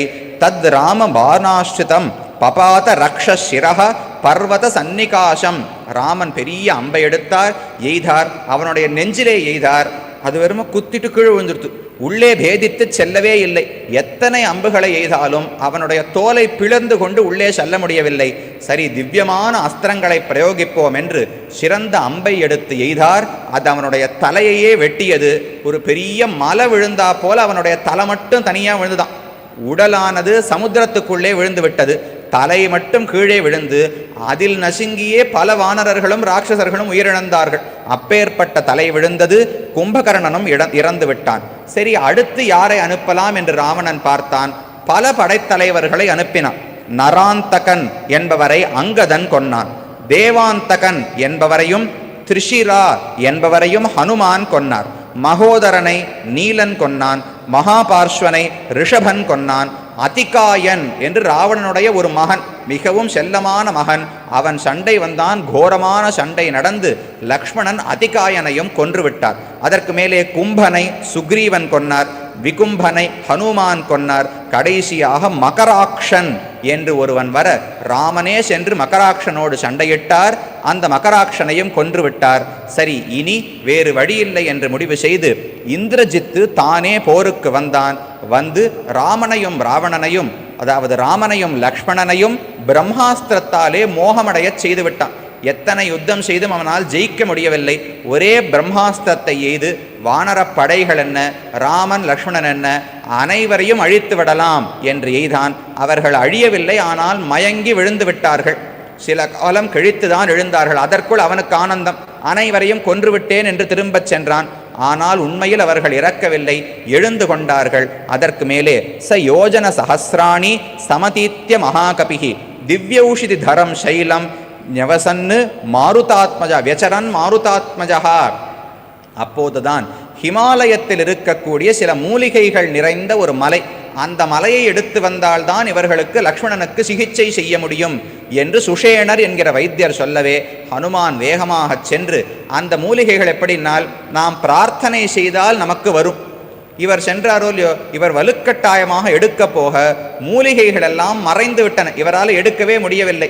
இவர் பார்த்தார், ராம கைங்கரியத்துக்கு வந்திருக்கச்சே தடை செய்கிறீர்களா என்று மலையோடு தூக்கிவிட்டார். தூக்கி அப்படியே கொண்டு வந்தார். அந்த மலையின் மூலிகைகளுடைய வாசனை பட்டுதொல்லையோ, பட்டவுடன் ராமன் லக்ஷ்மணன் இந்த மூர்ச்சித்து கிடந்த வானரர்கள் அனைவரும் விழித்து கொண்டார்கள். யாரெல்லாம் அந்த பிரம்மாஸ்திரத்தாலே மயங்கி இருந்தார்களோ அந்த மூலிகைகளின் வாசனையாலே அனைவரும் எழுந்து விட்டார்கள். மறுபடியும் சென்றார். லக்ஷ்மணனுக்கும் இந்திரஜித்துக்கும் போர் தொடங்கியது. செய்கிறார், போர் இடுகிறார்கள். இந்திரஜித்தை கொல்ல முடியவில்லை. லக்ஷ்மணன் ராமனிடத்திலே ஓடி வந்தார். அவர்கள் பிரம்மாஸ்திரத்தை பிரயோகித்தார்களே, அதே போல் நானும் பிரம்மாஸ்திரத்தை பிரயோகித்து இந்த ராட்சசர்கள் அனைவரையும் கொன்று விடுகிறேன். ஏன் ஒவ்வொருவராக சண்டையிட்டு கொல்ல வேண்டும்? ராட்சசர்கள் அனைவரையும் கொல்வதற்கு ஒரே முறை நான் பிரம்மாஸ்திரம் எய்கிறேன் என்று லக்ஷ்மணன் சொல்ல ராமன் மறுத்து விட்டார். அப்ப தெரிவிக்கிறார், அயுத்தியமானம் பிரச்சன்னம் பிராஞ்சலிம் சரணாகதம் பலாயமானம் மத்தம் வா ந ஹந்தும் துவமிஹார்ஹசி. அயுத்தியமானம் எவன் ஒருவன் உன்னோடு போரிடவில்லையோ, பிரச்சன்னம் எவன் ஒருவன் மறைந்து கொண்டிருக்கிறானோ, பிராஞ்சலிம் கைகூப்பிக்கொண்டு உன்னிடத்தில் சரணம் என்று வருகிறானோ, பிராஞ்சலிம் சரணாகதம் பலாயமானம் யுத்தத்திலிருந்து திரும்ப ஓடுகிறானோ, மத்தம் வா மயக்கமடைந்தவனையோ நாம் தாக்கக்கூடாது. அப்ப மற்ற ராட்சசர்கள் என்ன தவறு செய்தார்கள்? இந்த போர்க்களத்தில் இருக்கும் ராட்சசர்களை வேண்டுமானால் கொல்லலாமே தவிர நாட்டில் இருக்கும் ராட்சசர்கள் உன்னோடு போரிட வரவில்லை. அப்ப அயுத்தியமானம் உன்னோடு போரிடாதவர்களை நீ கொல்லக்கூடாது, ஆகையால் பிரம்மாஸ்திரத்தை பிரயோகிக்காதே என்று சொல்லிவிட்டான். லக்ஷ்மணன் மறுபடியும் சென்றான். போர் செய்தார்கள். இந்திரஜித் பார்த்தான், நம்மால் லக்ஷ்மணனை கொல்ல முடியவில்லை, அதிகமான பலத்தை சேர்த்து கொள்ள வேண்டும் என்பதற்காக நிகும்பிலா என்று அவர்களுக்கு ஒரு தேவதை, அந்த நிகும்பிலா தேவியினுடைய மந்திரத்துக்கு சென்று அங்கு தான் ஒரு ஹோமம் செய்து சிறந்த சக்திகளை எல்லாம் பெறலாம் என்று ஆசைப்பட்டான். சென்று ஹோமம் செய்யவும் தொடங்கினான். இடையில் விபீஷணன் வந்தார். ராமனிடத்தில் கூறி இந்த யாகத்தை அவன் முடித்து விட்டால் இந்திரன் தேவர்கள் நினைத்தால் கூட அவனை கொல்ல முடியாது, அதனால் அந்த யாகத்தை தடுக்க வேண்டும், லக்ஷ்மணன் வர வேண்டும் என்று சொன்னார். லக்ஷ்மணன் ஹனுமான் அனைவரும் சென்றார்கள். அந்த யாகத்தை நிறுத்தினார்கள். இந்திரஜித்துக்கும் லக்ஷ்மணனுக்கும் போர் ஏற்பட்டது. அப்போது லக்ஷ்மணன் நன்றாக போர் செய்து அனைவரும் நின்று விட்டார்களாம். கீழிருந்த வானரங்கள் எல்லாம் சண்டையிடுவதை நிறுத்திவிட்டு லக்ஷ்மணனுக்கும் இந்திரஜித்துக்கும் நடக்கும் போரை கண்டார்கள். தேவர்கள் எல்லாம் இறங்கி வந்தார்கள். கந்தர்வர்கள் எல்லாம் வந்து இந்த ஆச்சரியமான போரை பார்த்தார்கள். அப்போது லக்ஷ்மணன் ஒரு அழகான அம்பை எடுத்து பூட்டி, தர்மாத்மா சத்யசந்தஸ்ச ராமோ தாசரதிர் யதி பௌருஷம் சாப் பிரதித்வந்த்வ பௌருஷே சாப்ய பிரதித்வந்த்வஹ ததைனம் ஜஹி ராவிணம். ராமன் தர்மத்தின் வழி நடப்பவன் என்பது உண்மையாக இருந்தால், அவன் சத்தியத்தை தவிர எதுவும் பேசினதில்லை என்பது உண்மையாக இருந்தால், அவனுக்கு இணையாகனான போர் வீரர் ஒருவர் இல்லை என்பது உண்மையாக இருந்தால், அம்பே நீ இந்திரஜித்தை கொன்றுவிட்டுதான் வர வேண்டும், அவர் பேரிலே சபதமிடுகிறேன் என்று சொல்லி அம்பை எய்தான். இந்திரஜித்தினுடைய தலை துண்டிக்கப்பட்டது. அவனும் மரணமடைந்தான். இதை கேட்ட ராவணன் மிகுந்த கோபம் அடைந்து, சரி இனி என்ன செய்வது என்று யோசிப்பதற்குள் ராமன் தான் சேனைக்குள்ளே சென்று போரிடத் தொடங்கினார்.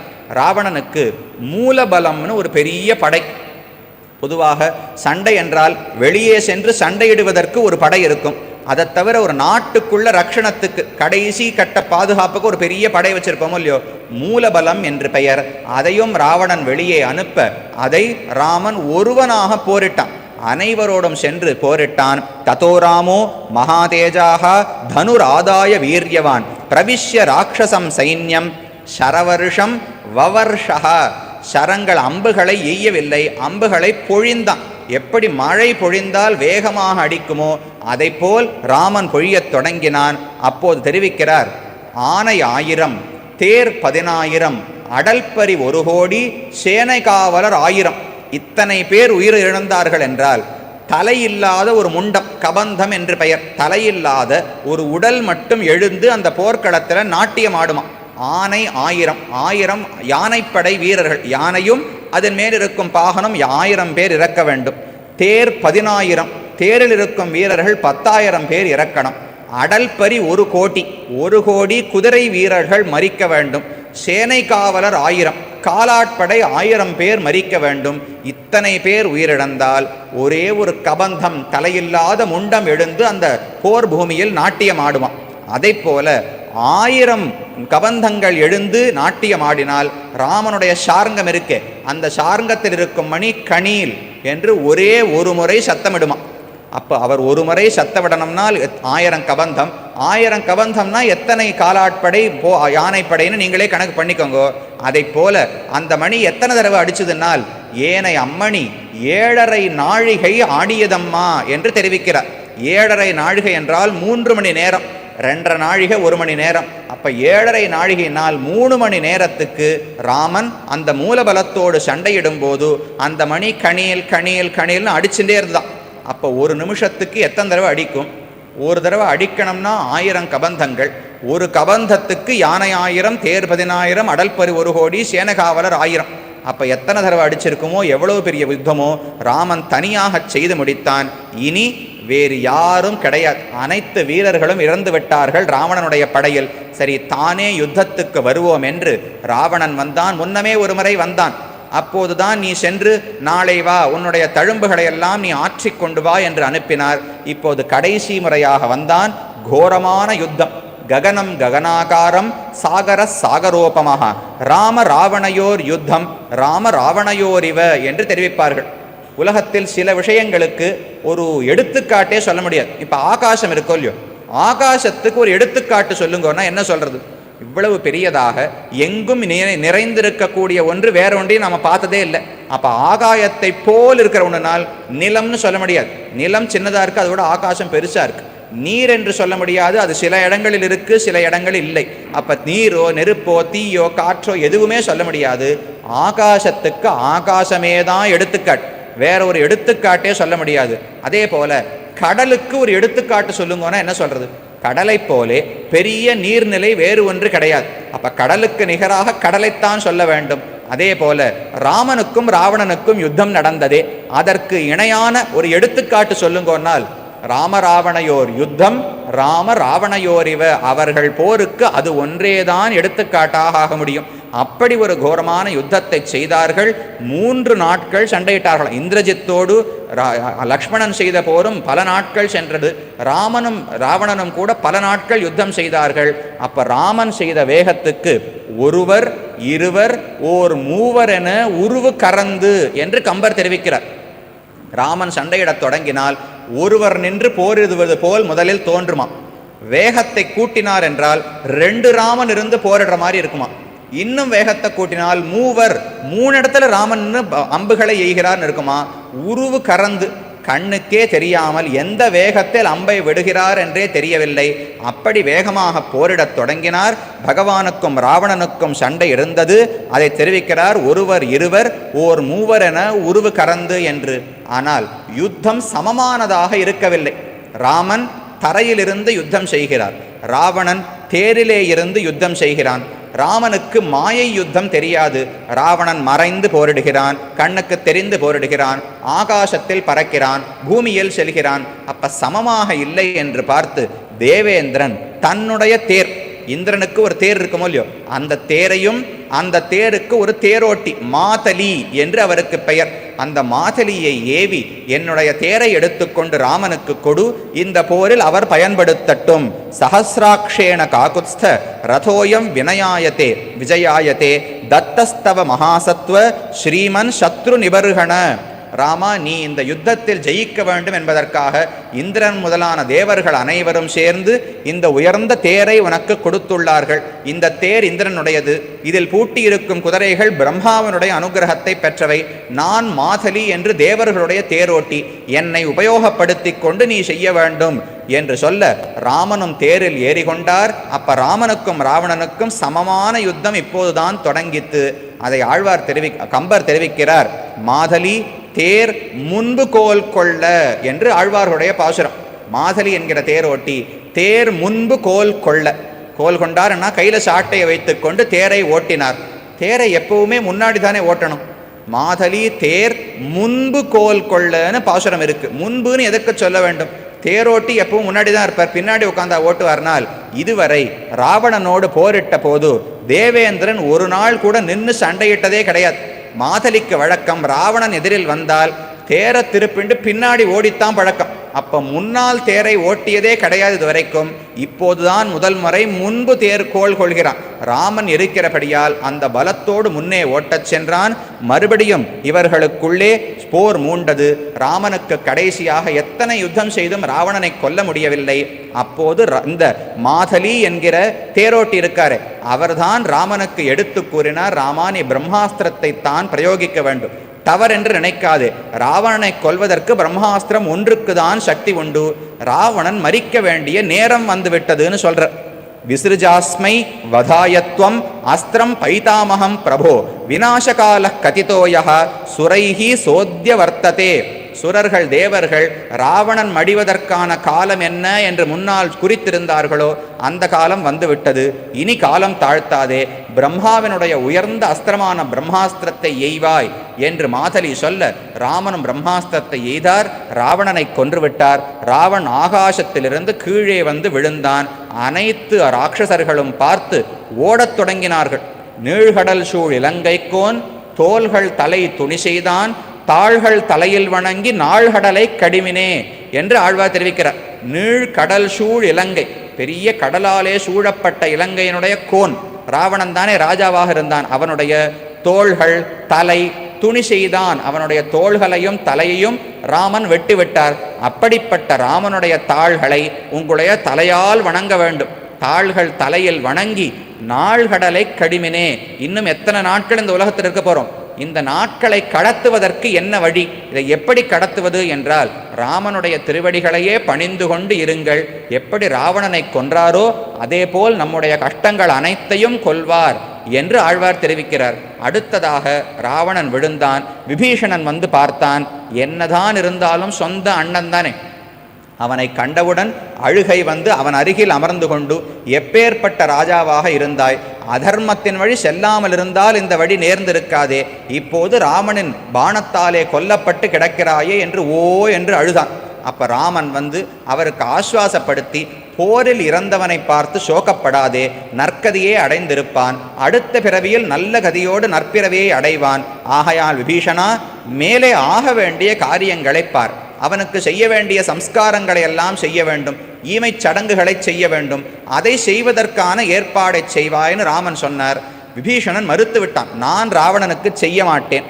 சீதையை பிரித்த பாபி, மிகவும் குரூரனான ராவணனுக்கு என் கையால் நான் சடங்குகளை செய்தால் எனக்கும் பாபம் வந்துவிடும், நான் செய்ய மாட்டேன் என்று விபீஷணன் சொல்ல, அப்போது ராமர் தடுத்தார். மரணாந்தாரி வைராணி நிர்விருத்தம் ந பிரயோஜனம் கிரியதாமஸ்ய சம்ஸ்காரா யதாஸ்தி தவ ததாதிமே என்று ராமன் சொன்னார். விபீஷணா, மரணத்தின் வரைக்கும் தான் ஒருவரை பகைவர் என்று நாம் கருதலாம். மரணம் எய்துவிட்டார் என்றால் அதற்கு மேல் பகைமை பாராட்டுவதென்பது தவறு. மரணாந்தானி வைராணி, மரணம் வரைக்கும் தான் பகைமை பார்க்கலாம். இனி நிர்விருத்தம் நஃப் பிரயோஜனம், நாம் எதற்காக நாம் படையெடுத்து வந்தோமோ அது நடந்துவிட்டது. ராவணனை கொன்று விட்டோம். இனியும் அவன் பாபம் செய்தான் என்று அவனை விலக்காதே. அவனுக்கு நீதான் தம்பி, நீதான் உரிய சம்ஸ்காரங்களை செய்ய வேண்டும். நீ செய்ய மாட்டாயா? அப்ப நான் செய்கிறேன். உனக்கு ராவணன் எப்படியோ அதே போல்தான் எனக்கும் ராவணன். அவனுக்கு நான் சம்ஸ்காரம் செய்கிறேன். ஏனென்றால் வழி நெடுக நான் இதைத்தான் பண்ணிட்டு வந்திருக்கேன். என்னுடைய தந்தையான தசரதருக்கு நான் சம்ஸ்காரம் செய்திருக்க வேண்டும். அதை இழந்து விட்டேன், செய்யவில்லை. அதற்கு பின்னால் ஜட்டாயுவுக்கு செய்தார். விராட்டனுக்கு செய்தார், கபந்தனுக்கு செய்தார், எத்தனை பேருக்கு சம்ஸ்காரம், சபரிக்கு மேலே எத்தனையோ பேருக்கு பண்ணாலும் இல்லையோ.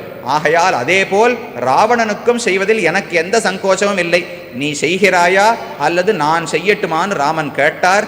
விபீஷணன் ஒப்புக்கொண்டு தானே செய்தார். மரணாந்தானி வைராணின்னு சொன்னாரோ இல்லையோ, மரணம் வரையில் தான் பகைமை பாராட்ட வேண்டும், அதற்கு மேல் பார்ப்பாதேன்னு சொன்னாரே. அப்ப ராவணன் மரணமடையும் வரை ராமன் ராவணனை பகைவனாக கருதினார். இனி ராமன் ராவணனை பகைவனாக கருதவில்லைன்னு சொல்லலாம். ஆனால் அப்படி கூட அர்த்தம் அல்ல. நேற்று வரை ராவணன் உயிரோடு இருந்தானோ இல்லையோ, அப்ப ராவணன் ராமனை பகைவனாக கருதினான். இன்று உயிர் போயிடுத்தோ இல்லையோ, ராவணன் ராமனை பகைவனாக கருத முடியாது. ராமன் என்றுமே ராவணனை பகைவனாக நினைக்கவில்லை. அதனால் தான் மறுபடியும் வாய்ப்பு கொடுத்து ஹனுமானை தூதாக அனுப்பினார், அங்கதனை தூதாக அனுப்பினார், இன்று போய் நாளைவான் அனுப்பினார். இத்தனை முறை அனுப்பிய போதும் அவன் புரிந்து கொள்ளவில்லை, அதனாலே கொன்றார். அப்ப ராமன் மனதில் பகைமையே கிடையாது. நேற்று வரை உயிர் இருந்தபடியால் ராவணன் ராமனை பகைவனாக கருதினான். இனி அவன் மனதில் பகைமை இல்லையோ இல்லையோ, அதனால் நீ சடங்குகளை செய்ய வேண்டும் என்று ராமன் சொன்னார். அவரும் செய்து முடித்தார்கள். அடுத்ததாக விபீஷணனுக்கு பட்டாபிஷேகம் செய்ய வேண்டும். ராமன் ஊருக்குள்ளே செல்லவில்லை. 14 ஆண்டுகளுக்கு நான் எந்த நகரத்துக்குள்ளோ கிராமத்துக்குள்ளோ செல்ல மாட்டேன். ஆகையால் இங்கிருந்தே அனுகிரகித்தார். உள்ளே அபிஷேகம் நடந்தது. அபிஷிச்ச லங்காயாம் ராட்சசேந்திரம் விபீஷணம் கிருத்தகிருத்தியஸ்ததா ராமஹா விஜ்வரஹா பிரமுமோதஹா. அப்போதுதான், எப்போது விபீஷணனுக்கு பட்டாபிஷேகம் நடந்ததோ அப்போதுதான் ராமனுக்கு ஜுவரமே நீங்கியதாம். இத்தனை நாட்களாக விபீஷணனுக்கு வாக்கு கொடுத்து விட்டோமே, அவனுக்கு பட்டாபிஷேகம் செய்ய வேண்டுமேன்னு மனதில் உறுத்தலோடு இருந்தாராம். எப்போ ராவணனை கொன்று அவனை பட்டத்தில் ஏற்றி வைத்தாரோ விஜ்வரஹா பிரமுமோத, இன்னும் சீதையை அடைந்து ஆனந்தப்படவில்லை, விபீஷணனுக்கு பட்டம் கட்டியவுடன் ஆனந்தப்பட்டான் ராமன் என்று தெரிவித்தார். சரி, விபீஷணனையும் பட்டத்தில் ஏற்றிவிட்டாகிவிட்டது, அடுத்ததாக சீதையைத்தான் அடைய வேண்டும் என்று முடிவு செய்து ஹனுமானை முதலிலே தூதுவனாக அனுப்பினார். சீதையிடம் சென்று இந்த நல்ல செய்தியை சொல்ல வேண்டும், சொல்லி ராமன் கூடிய விரைவில் அழைத்துக் கொள்வார் என்று சொல்வதற்காக அனுப்பினார். அப்போது அவர் சென்ற போது ஹனுமான் சென்று நல்ல செய்தியை எல்லாம் சொன்னார். சீதை பதிலே பேசவில்லை. ஹனுமானுக்கு வருத்தம், ஏன் தவறு செய்து விட்டோமா, காலம் தாழ்த்தி விட்டோமா, ஏன் சீதை பேச மாட்டேங்கிறாள்னு பார்க்கும்போது பிரகர்ஷேன அவருத்தாசா வியாஜஹார நகிஞ்சன, ஆனந்தம் மிக அதிகமாக ஆனபடியால் அவளுக்கு கண்ணிலேருந்து ஜலமா வருது. ராமன் ஜெயித்து விட்டான், தன் கஷ்டம் நீங்கிவிட்டதுன்னு தெரிகிறது. ஆனால் வாயை திறந்து பேச முடியவில்லை. இதே போல முன்னாடி ஒரு முறை நின்னாள். கங்கை கரையிலே ஓடத்தில் ராமன் லக்ஷ்மணன் சீதை மூவருமாக ஏறினார்கள். சுமந்திரன் கங்கை கரை வரை தேரை ஓட்டிக்கொண்டு வந்தார்.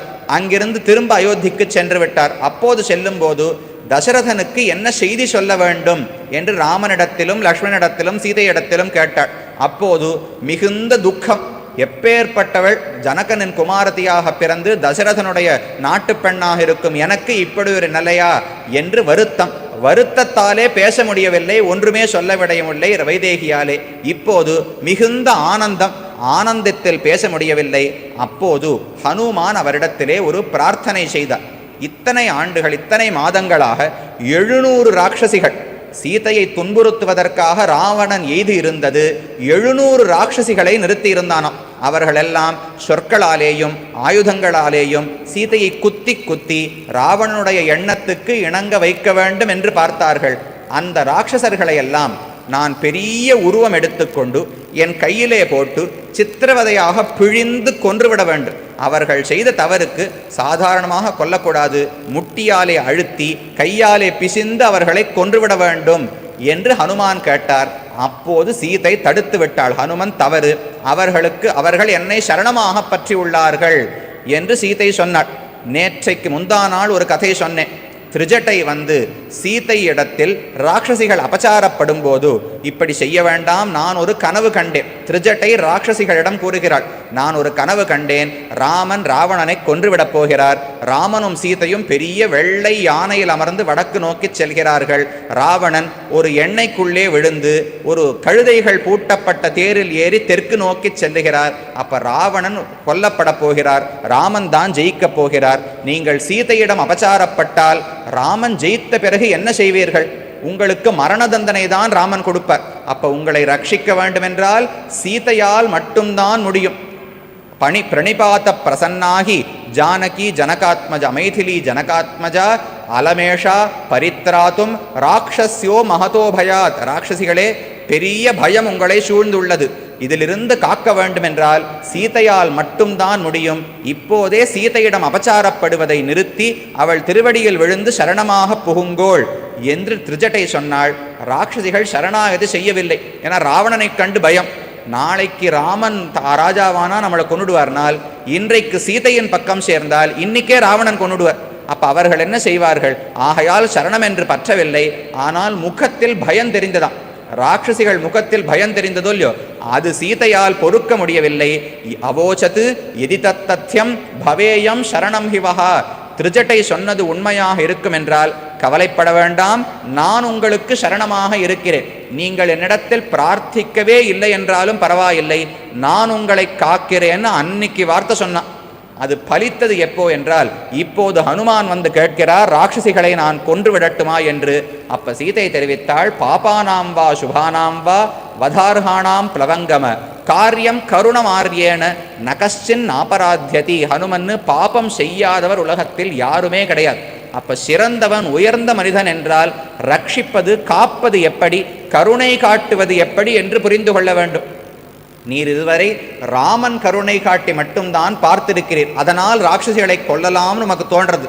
சீதையினுடைய கருணை என்னன்னு நீர் இதுவரை பார்த்ததில்லை. இப்போது சொல்லிக் கொடுக்கிறேன். பாபானாம் வா சுபானாம் வா வதார்ஹானாம் பிளவங்கம. அவர்கள் கொல்லப்படுவதற்கே தகுதியுடையவர்களாக இருந்தாலும், பாபம் செய்தவர்களாகவே இருந்தாலும், காரியம் கருணமாரியேன நகஸ்சின் ஆபராத்தியதி.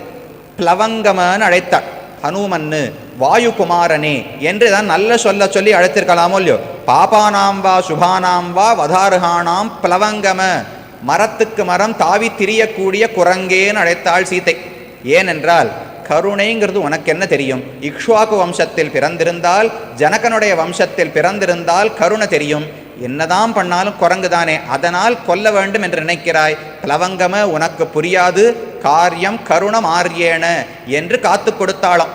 மாதர் மைதிலி ராட்சசி ஸ்வயி ததைவ ஆர்திராபராதாஸ்த்வயா ரக்ஷந்தியா பவனாத்மஜாத் லகுதரா ராமஸ்ய கோஷ்டீகிருதா.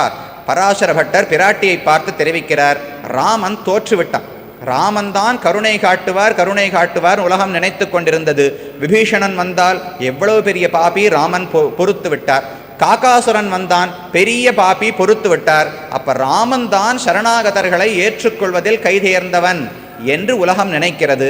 ஆனால் சீதையே, ராமனையும் உம்மையும் ஒப்பிட்டு பார்த்தால் ராமன் தான் தாழ்ந்தவன். உம்முடைய கோஷ்டி மிகவும் உயர்ந்து விட்டது. ஏனென்றால் ராமன் யாரை காத்தார்? விபீஷணன் சரணம் என்று சொல்லிக்கொண்டு ராமன் திருவடியில் விழுந்தார். காகாசுரன் நீதான் காப்பாற்ற வேண்டும், வேறு யாரும் காக்கவில்லை என்று சொல்லிக்கொண்டு திருவடிகளில் விழுந்தார். அப்போ உக்தி க்ஷமௌ ரக்ஷதா, யாரெல்லாம் சரணம்னு சொல்றாளோ அவர்களைத்தான் ராமன் காப்பாற்றினார். ஆனால் சீதை ராட்சசீஹி த்வயி ததைவ ஆர்திராபராதாக. அவர்கள் பாபம் செய்தது என்றோ அல்ல, இப்போது பாபம் செய்கிறார்கள், இன்னும் செய்து கொண்டும் இருக்கிறார்கள். ஆனாலும் அவர்கள் சரணம் என்று உன்னிடத்தில் சொல்லாவிட்டாலும் நீ காப்பாற்றினாயே. அப்ப லகுதரா ராமஸ்ய கோஷ்டீகிருதா. ராமனுடைய கோஷ்டியானது ரொம்ப சின்னதா எடுத்து, சீதையினுடைய பிரபாவம் தான் பெரிய மலை போல இருக்கான் என்று பராசர பட்டர் தெரிவிக்கிறார். அப்படி ராட்சசிகளையும் காத்தாள் சீதை. அப்ப தன்னுடைய கிருபை, முன்னாடி பார்த்தோமே, கிருபை, பாரதந்திரியம், அனன்யார்ஹத்துவம் என்று 3 குணங்கள் சீதைக்கு உண்டு. தான் புருஷகார பூத்தையாக இருக்கிறபடியால் கருணை இருக்க வேண்டும், பகவானுக்கு அடிபணிந்தவளாக இருக்க வேண்டும், அவனுடைய நன்மைக்காகவே பாடுபடுவளாக இருக்க வேண்டும். அதில் 3 பிரிவுகளாலே 3 குணங்களை காட்டினாள். அசோகவனத்துக்கு வந்தபோது தன்னுடைய கருணையை காட்டினாள். அங்கு அகப்பட்டிருந்த தேவஸ்திரீகள், அவர்களை விடுவிப்பதற்காக வந்தாள் கருணையாலே. அடுத்தது ராவணனுக்கே உபதேசம் செய்து அவனை திருத்த முடியுமான்னு பார்த்தாள் கருணையாலே. 3வது தன்னிடத்தில் உடலாலே அபச்சாரப்பட்டவர்கள், மனசால செய்யல, உடலால் குத்தி துன்புறுத்தினவர்கள் ராட்சசிகள், அவர்களுக்கும் தான் சரணமாக இருந்து காத்து கொடுத்தாள். அப்ப இந்த பிரிவிலே கிருபை என்கிற அழகான குணத்தை சீதை காட்டிக் கொடுத்தாள். அந்த கதை முடிந்தது. அடுத்ததாக விபீஷணன் வந்தான். விபீஷணன் ராமனை விழுந்து சேவிக்க ராமன் ஆணையிட்டார், சீதையை நீ அழைத்து வர வேண்டும் என்று சொன்னார். திவ்யாங்க ராகாம் வைதேகீம் திவ்யாபரண பூஷிதாம் இகசீதாம் சிரஸ்நாதாம் உபஸ்தாபய மாச்சிரம் என்று ராமன் தெரிவித்தார். இனி காலம் தாழ்த்தாதே, சீதையை குளித்து அனைத்து ஆபரணங்களையும் தரித்து கொண்டு இப்போதே என் முன்னால் வரச்சொல் என்று ராமன் சொல்லி அனுப்பினார். விபீஷணன் சீதையிடம் சென்று ராமனுடைய ஆணை வர வேண்டும், புறப்பட வேண்டும்னு சொன்னார். சீதை மறுத்தாள்.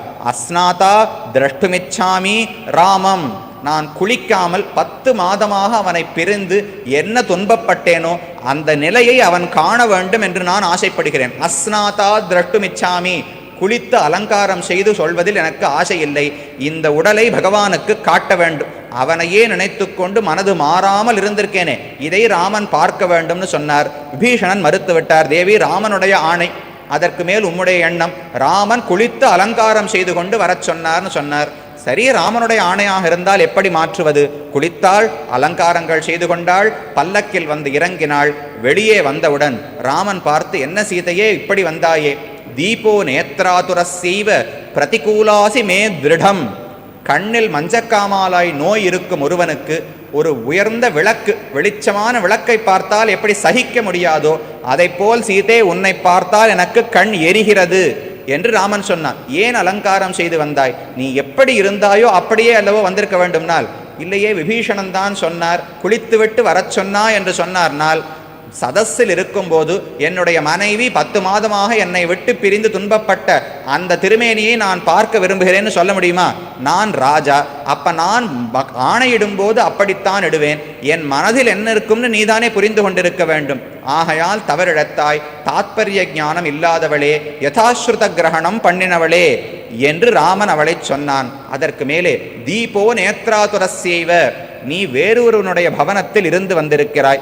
ராவணனுடைய பவனத்தில் 10 மாதம் இருந்ததால் உனக்கு ஏதாவது பாபம், குற்றம் ஏற்பட்டிருக்கும். அதனால் உன்னை கண்டால் எனக்கு கண் எரிகிறதுன்னு ராமன் சொன்னார். ஆனா என்ன அழகா வச்சார், தீபோ நேத்ராதுரஸ்யைவ, உன்னை பார்த்தால் கண் எரிகிறது.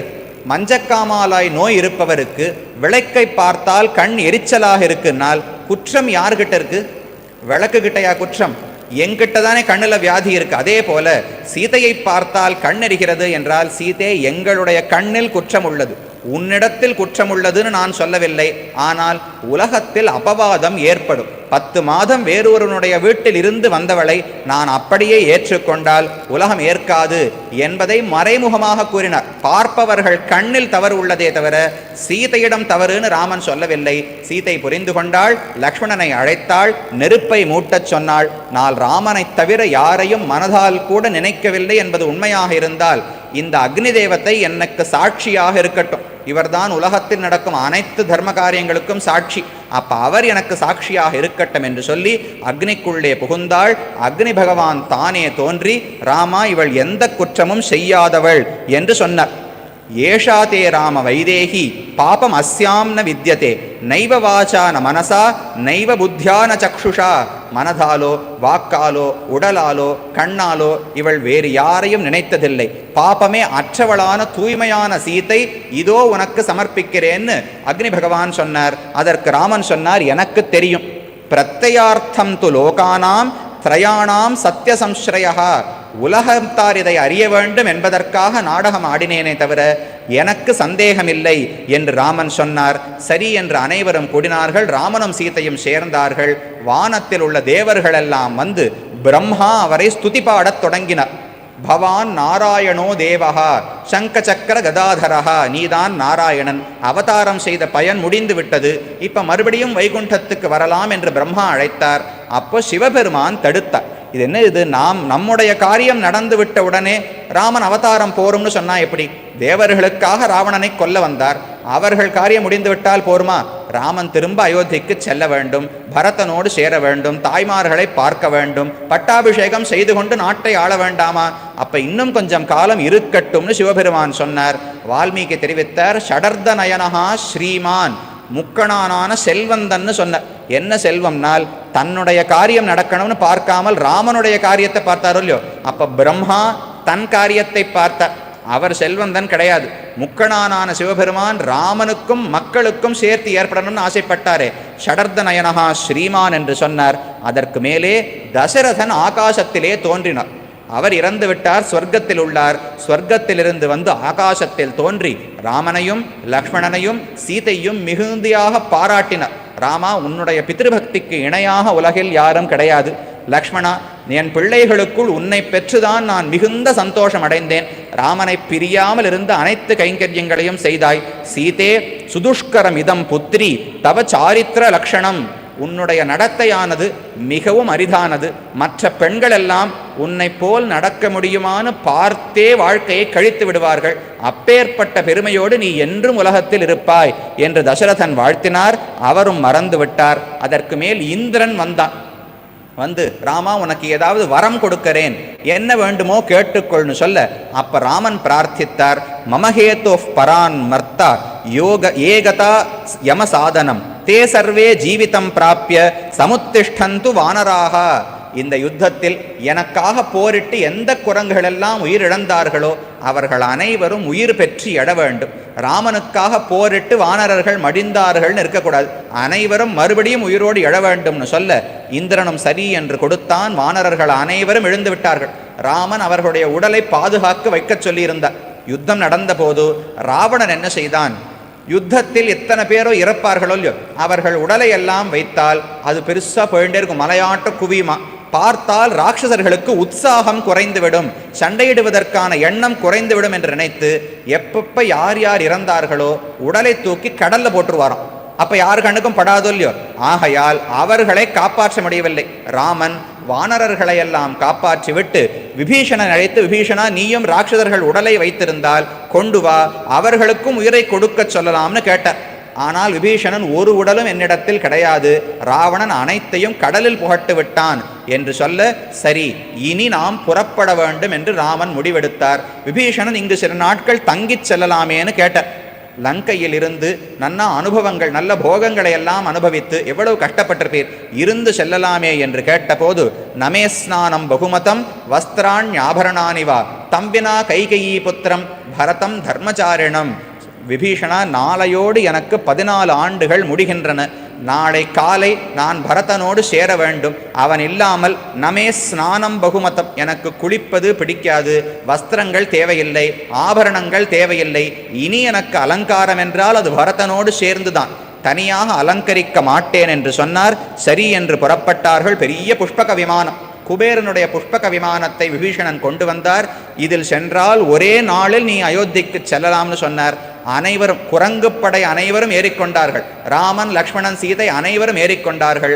ஆகாச மார்க்கமாக செல்லும் போது புறப்பட்டவுடன் ராமன் சீதையிடம் சொன்னார், லங்காம் ஈக்ஷஸ்வ வைதேகி. சீதையே, லங்கையை ஒரு முறை நீ பார், இதுதான் லங்கை அப்படின்னு ராமன் சொன்னார். சீதைக்கு புரியல, நான் 10 மாசமா இங்கேத்தானே இருக்கேன், நீதான் இப்போது வந்தாய், லங்கை எனக்கு புரிதல்லவே, ஏன் லங்கையை பார்க்க சொல்லுகிறாய் என்றால், இதுவரை ராவணனுடைய ராஜ்யமான லங்கையை நீ பார்த்திருக்கிறாய், அப்ப கோபத்தோடு பார்த்திருப்பாய். இனி நம் தம்பியான விபீஷணனுடைய லங்கை, ராட்சசர்கள் தீயவர்கள் என்று நினைக்காதே, அவர்களுக்கு நீ அனுக்கிரகம் செய்ய வேண்டும், அதற்காக பார் என்று சொன்னார். சீதையும் கட்டாட்சித்தாள். அடுத்ததாக சேத்துவை காட்டினார். தாங்கள் சேத்துவை கட்டினார்களோ இல்லையோ, அதை பற்றி தெரிவிக்கிறார். சேதுபந்த இதிக்ஷாத்தம் திரைலோக்கியேன ச பூஜிதம் ஏதத் பவித்ரம் பரமம் மகாபாதக நாசனம். இந்த சேது என்பது பெரிய புண்ணியஸ்தலமாக இருக்கும். இங்கு அனைவரும் வந்து பித்திருக்களுக்கெல்லாம் காரியம் செய்து, என்ன பெரிய பாபமோ, சேது கரையில் ஸ்நானம் செய்தால் மகா பாதக நாசனம், என்ன தவறாக இருந்தாலும் அது அனைத்தும் நீங்க பெறுவார்கள். பித்திருக்களுக்கு காரியம் செய்யும் இடமாக இருக்கும், பெரிய ஒரு புண்ணியஸ்தலமாகவே இருக்கும். அந்த சேத்துவில் இன்றுதான் குளிக்கலாம், இன்று குளிக்கக்கூடாது என்கிற நியமம் கிடையாது. பொதுவாக கடல் இருக்குன்னு வச்சுக்கோங்க. இப்போ சென்னப்பட்டணத்தில் கடல் இருக்குது, கடலை போய் நாம் தொடணும் குளிக்கணும்னால் அதற்கு வழிமுறைகள் உண்டு. இந்தந்த நாட்களில் தொடக்கூடாது, கடலில் ஸ்நானம் செய்யக்கூடாதுன்னு உண்டு. ஆனால் சேத்துக்கரையில் மட்டும் எந்த நியமமும் இல்லை, எப்போது வேண்டுமானாலும் சென்று நாம் குளிக்கலாம். அந்த சேத்துவை காட்டினார். அந்த சேத்துவை ராமனே உடைத்தார் அப்படின்னு சொல்கிறோமோ இல்லையோ. வால்மீகி ராமாயணத்தில் அவர் உடைத்தார் என்று இல்லை, ஆனால் நாம் கதை கேள்விப்படுகிறோம். ஒரே ஒரு இடத்தில் ஆழ்வார் பாசுரர்களில் உண்டு. பெரிய நீர் படைத்து அங்கு அடைந்து அது கடைத்து அடைத்து உடைத்தன்னு இருக்கு. பகவான் நீரை படைத்தார், சமுத்திரத்தை படைத்தார், பார்க்கடலை கடைந்தார், அடைத்தார். கடலை அடைப்பதுன்னா சேத்து கட்டுவது. சேத்து கட்டினா அடைக்கப்பட்டுடுமோ இல்லையோ, தண்ணீர் மாறி செல்ல முடியாது. அப்ப அடைத்து உடைத்துன்னு ஆழ்வார் தெரிவிக்கிறார். உடைத்துன்னா சேத்துவை பகவானே உடைத்து, இந்த பக்கம் யாரும் நடமாடக்கூடாது, சென்று வரக்கூடாது, பாலமாக பயன்படுத்தப்படக்கூடாது என்று போக்குவரத்துக்கு வேண்டாம் என்று வைத்தார். அப்ப உடைத்தார். அங்கிருந்து புறப்பட்டார். இங்குதான் ஜட்டாயுவை கொன்றார்கள், இங்குதான் சம்ஸ்காரம் செய்தேன், இங்குதான் சுக்ரீவனை பார்த்தேன், இங்கு சரபங்கரை பார்த்தேன், இங்கு அகஸ்தியரை பார்த்தேன். ஒவ்வொன்றாக சொல்லிக் கொண்டு போய் வடக்கே சென்றார்கள். கங்கையை தாண்டினார்கள். பரத்வாஜ ஆசிரமம், கங்கைக்கு முன்னால் பரத்வாஜ ஆசிரமத்தை அடைய பரத்வாஜ ரிஷி வரவேற்றார். அயோத்தியிலிருந்து புறப்பட்டு வரும்போதும் பரத்வாஜரை ஆசிரமத்துக்கு சென்றார்கள். இப்ப திரும்பி போகும்போதும் பரத்வாஜர் ஆசிரமத்துக்கு சென்றார்கள். ராமனுக்கு ரொம்ப அவசரம், இன்று இரவுக்குள் செல்ல வேண்டும். அடுத்த நாள் காலை சூரியன் உதித்து விட்டால் 14 ஆண்டுகள் முடிந்துவிடும். அன்று சூரியன் உதிக்கும் போது ராமன் அயோத்தியில் இல்லை என்றால் நான் தீக்குளித்து விடுவேன்னு பரதன் சபதம் செய்திருந்தார். அப்ப ராமனுக்கு வேகம், உடனடியாக செல்ல வேண்டும். ஆனால் பரத்வாஜர் வம்புக்கென்று இன்று இரவு இங்கு நீ தங்கிவிட்டு செல்ல வேண்டும் என்று எனக்கு ஆசை என்று சொல்லிவிட்டார். ராமனால் தட்டவே முடியாது. கீழேந்து எங்க வேணாலும் பாருங்க, ஒரு ரிஷி சொன்னார், முனிவர் சொன்னார்னால் ராமன் தட்டினார்னு பேச்சே கிடையாது. தாட்டகை ஒரு பெண்ணை கொல்லலாமான்னு ராமன் ஒரு நிமிடம் தயங்கினார். ஆனால் வச்சனம் கௌஷிகஸ்யேதி கர்த்தவ்யம் அபிசங்கையா, விஸ்வாமித்திரர் சொல்லிவிட்டார், இனி பேசுவதில்லை என்று செய்துவிட்டார். பரத்வாஜஸ்ய சாசனாத், பரத்வாஜர் ஆணையிட்டார் என்றால் ராமன் கேட்டானதே இருக்கணுமே தவிர ரிஷி சொன்னார் ராமன் தயங்கினான் இருக்கக்கூடாது என்று அவர் சொன்னதையும் ஏற்றுக்கொண்டார். அந்த பரத்வாஜர் ஒரு பெரிய அனுகிரகம் செய்தார். ராமன் அயோத்தியை விட்டு புறப்பட்ட போது அவரை இழந்தபடியால் மரம் செடி கொடிகள் கூட வாடிவிட்டனன்னு பார்த்தோம். சுமந்திரன் தசரதனிடம் சென்று அபிவிருக்ஷா பரிம்லானாக சபுஷ்பாங்குர கோரகாக விஷயேதே மகாராஜ ராம வியசன கருஷிதாக, ராமனை விட்டு பிரிந்தபடியால் நல்லா தண்ணீரை ஊற்றினாலும் மரங்கள் வளரமாட்டேன் என்கின்றன, பூக்க மாட்டேன் என்கிறன, எல்லாம் வாடிவிட்டன என்று சொன்னார். இப்ப பரத்வாஜர் அனுகிரகம் செய்தார். ராமா அகால பலினோ விரக்ஷாக சர்வேச்சாபி மதுவிரதாக பவந்து மார்க்கே பகவன் அயோத்தியாம் பிரதி கச்சதா. இங்கிருந்து நீ அயோத்தி செல்லும் வரை வழியில் என்னென்ன பூங்காக்கள் சோலைகள் உள்ளனவோ அனைத்து மரங்களும் பூத்து குலுங்கும், கவலைப்படாதே, அனைத்து இடமும் சுபிக்ஷமாக செழிப்போடு இருக்கும் என்று பரத்வாஜர் அனுகிரகித்தார். அப்போது ராமன் ஹனுமானை அழைத்து, நான் வருவதற்கு தாமதமாகும், நீ முன்னால் சென்று பரதனிடம் செய்தி சொல்ல வேண்டும். ராமன் வந்துவிட்டார், பரத்வாஜ ஆசிரமத்தில் தான் உள்ளார், நீ அவர் வந்து விடுவார், காத்திருப்பாய்னு பரதனிடத்தில் சொல்ல வேண்டும் என்று சொல்ல ஹனுமானம் சென்றார். பிரியம் ஆக்யாமி தே தேவ சோகம் தியஜ சுதாருணம், உனக்கு பிடித்ததை சொல்லுகிறேன், சோகத்தை விட்டுவிடு. அஸ்மின் முகூர்த்தே பிராத்ராத்வம் ராமேண சக சங்கதா, நீ இந்த முகூர்த்தத்திலேயே ராமனோடு சேர்ந்து விடுவாய், காத்து இரு, வந்து விடுவார் என்று ஹனுமன் சென்று பரதனுடைய உயிரையும் அவர்தான் காத்தார். பரதன் நெருப்பை மூட்டி அதை வலம் வர தொடங்கிவிட்டான். கொஞ்ச காலம் போயிருந்தா உள்ளே குதித்திருப்பான். அப்போது ஹனுமான் வந்து ராமன் வந்து விட்டான் என்று சொல்ல, ஆரியன் வந்தான், இராமன் வந்தான் என்று கத்திக்கொண்டு ஊர் ஜனங்கள் எல்லாம் கூட்டிடுத்தான். நந்தி கிராமத்தில் அனைவருமாக சேர்ந்தார்கள்.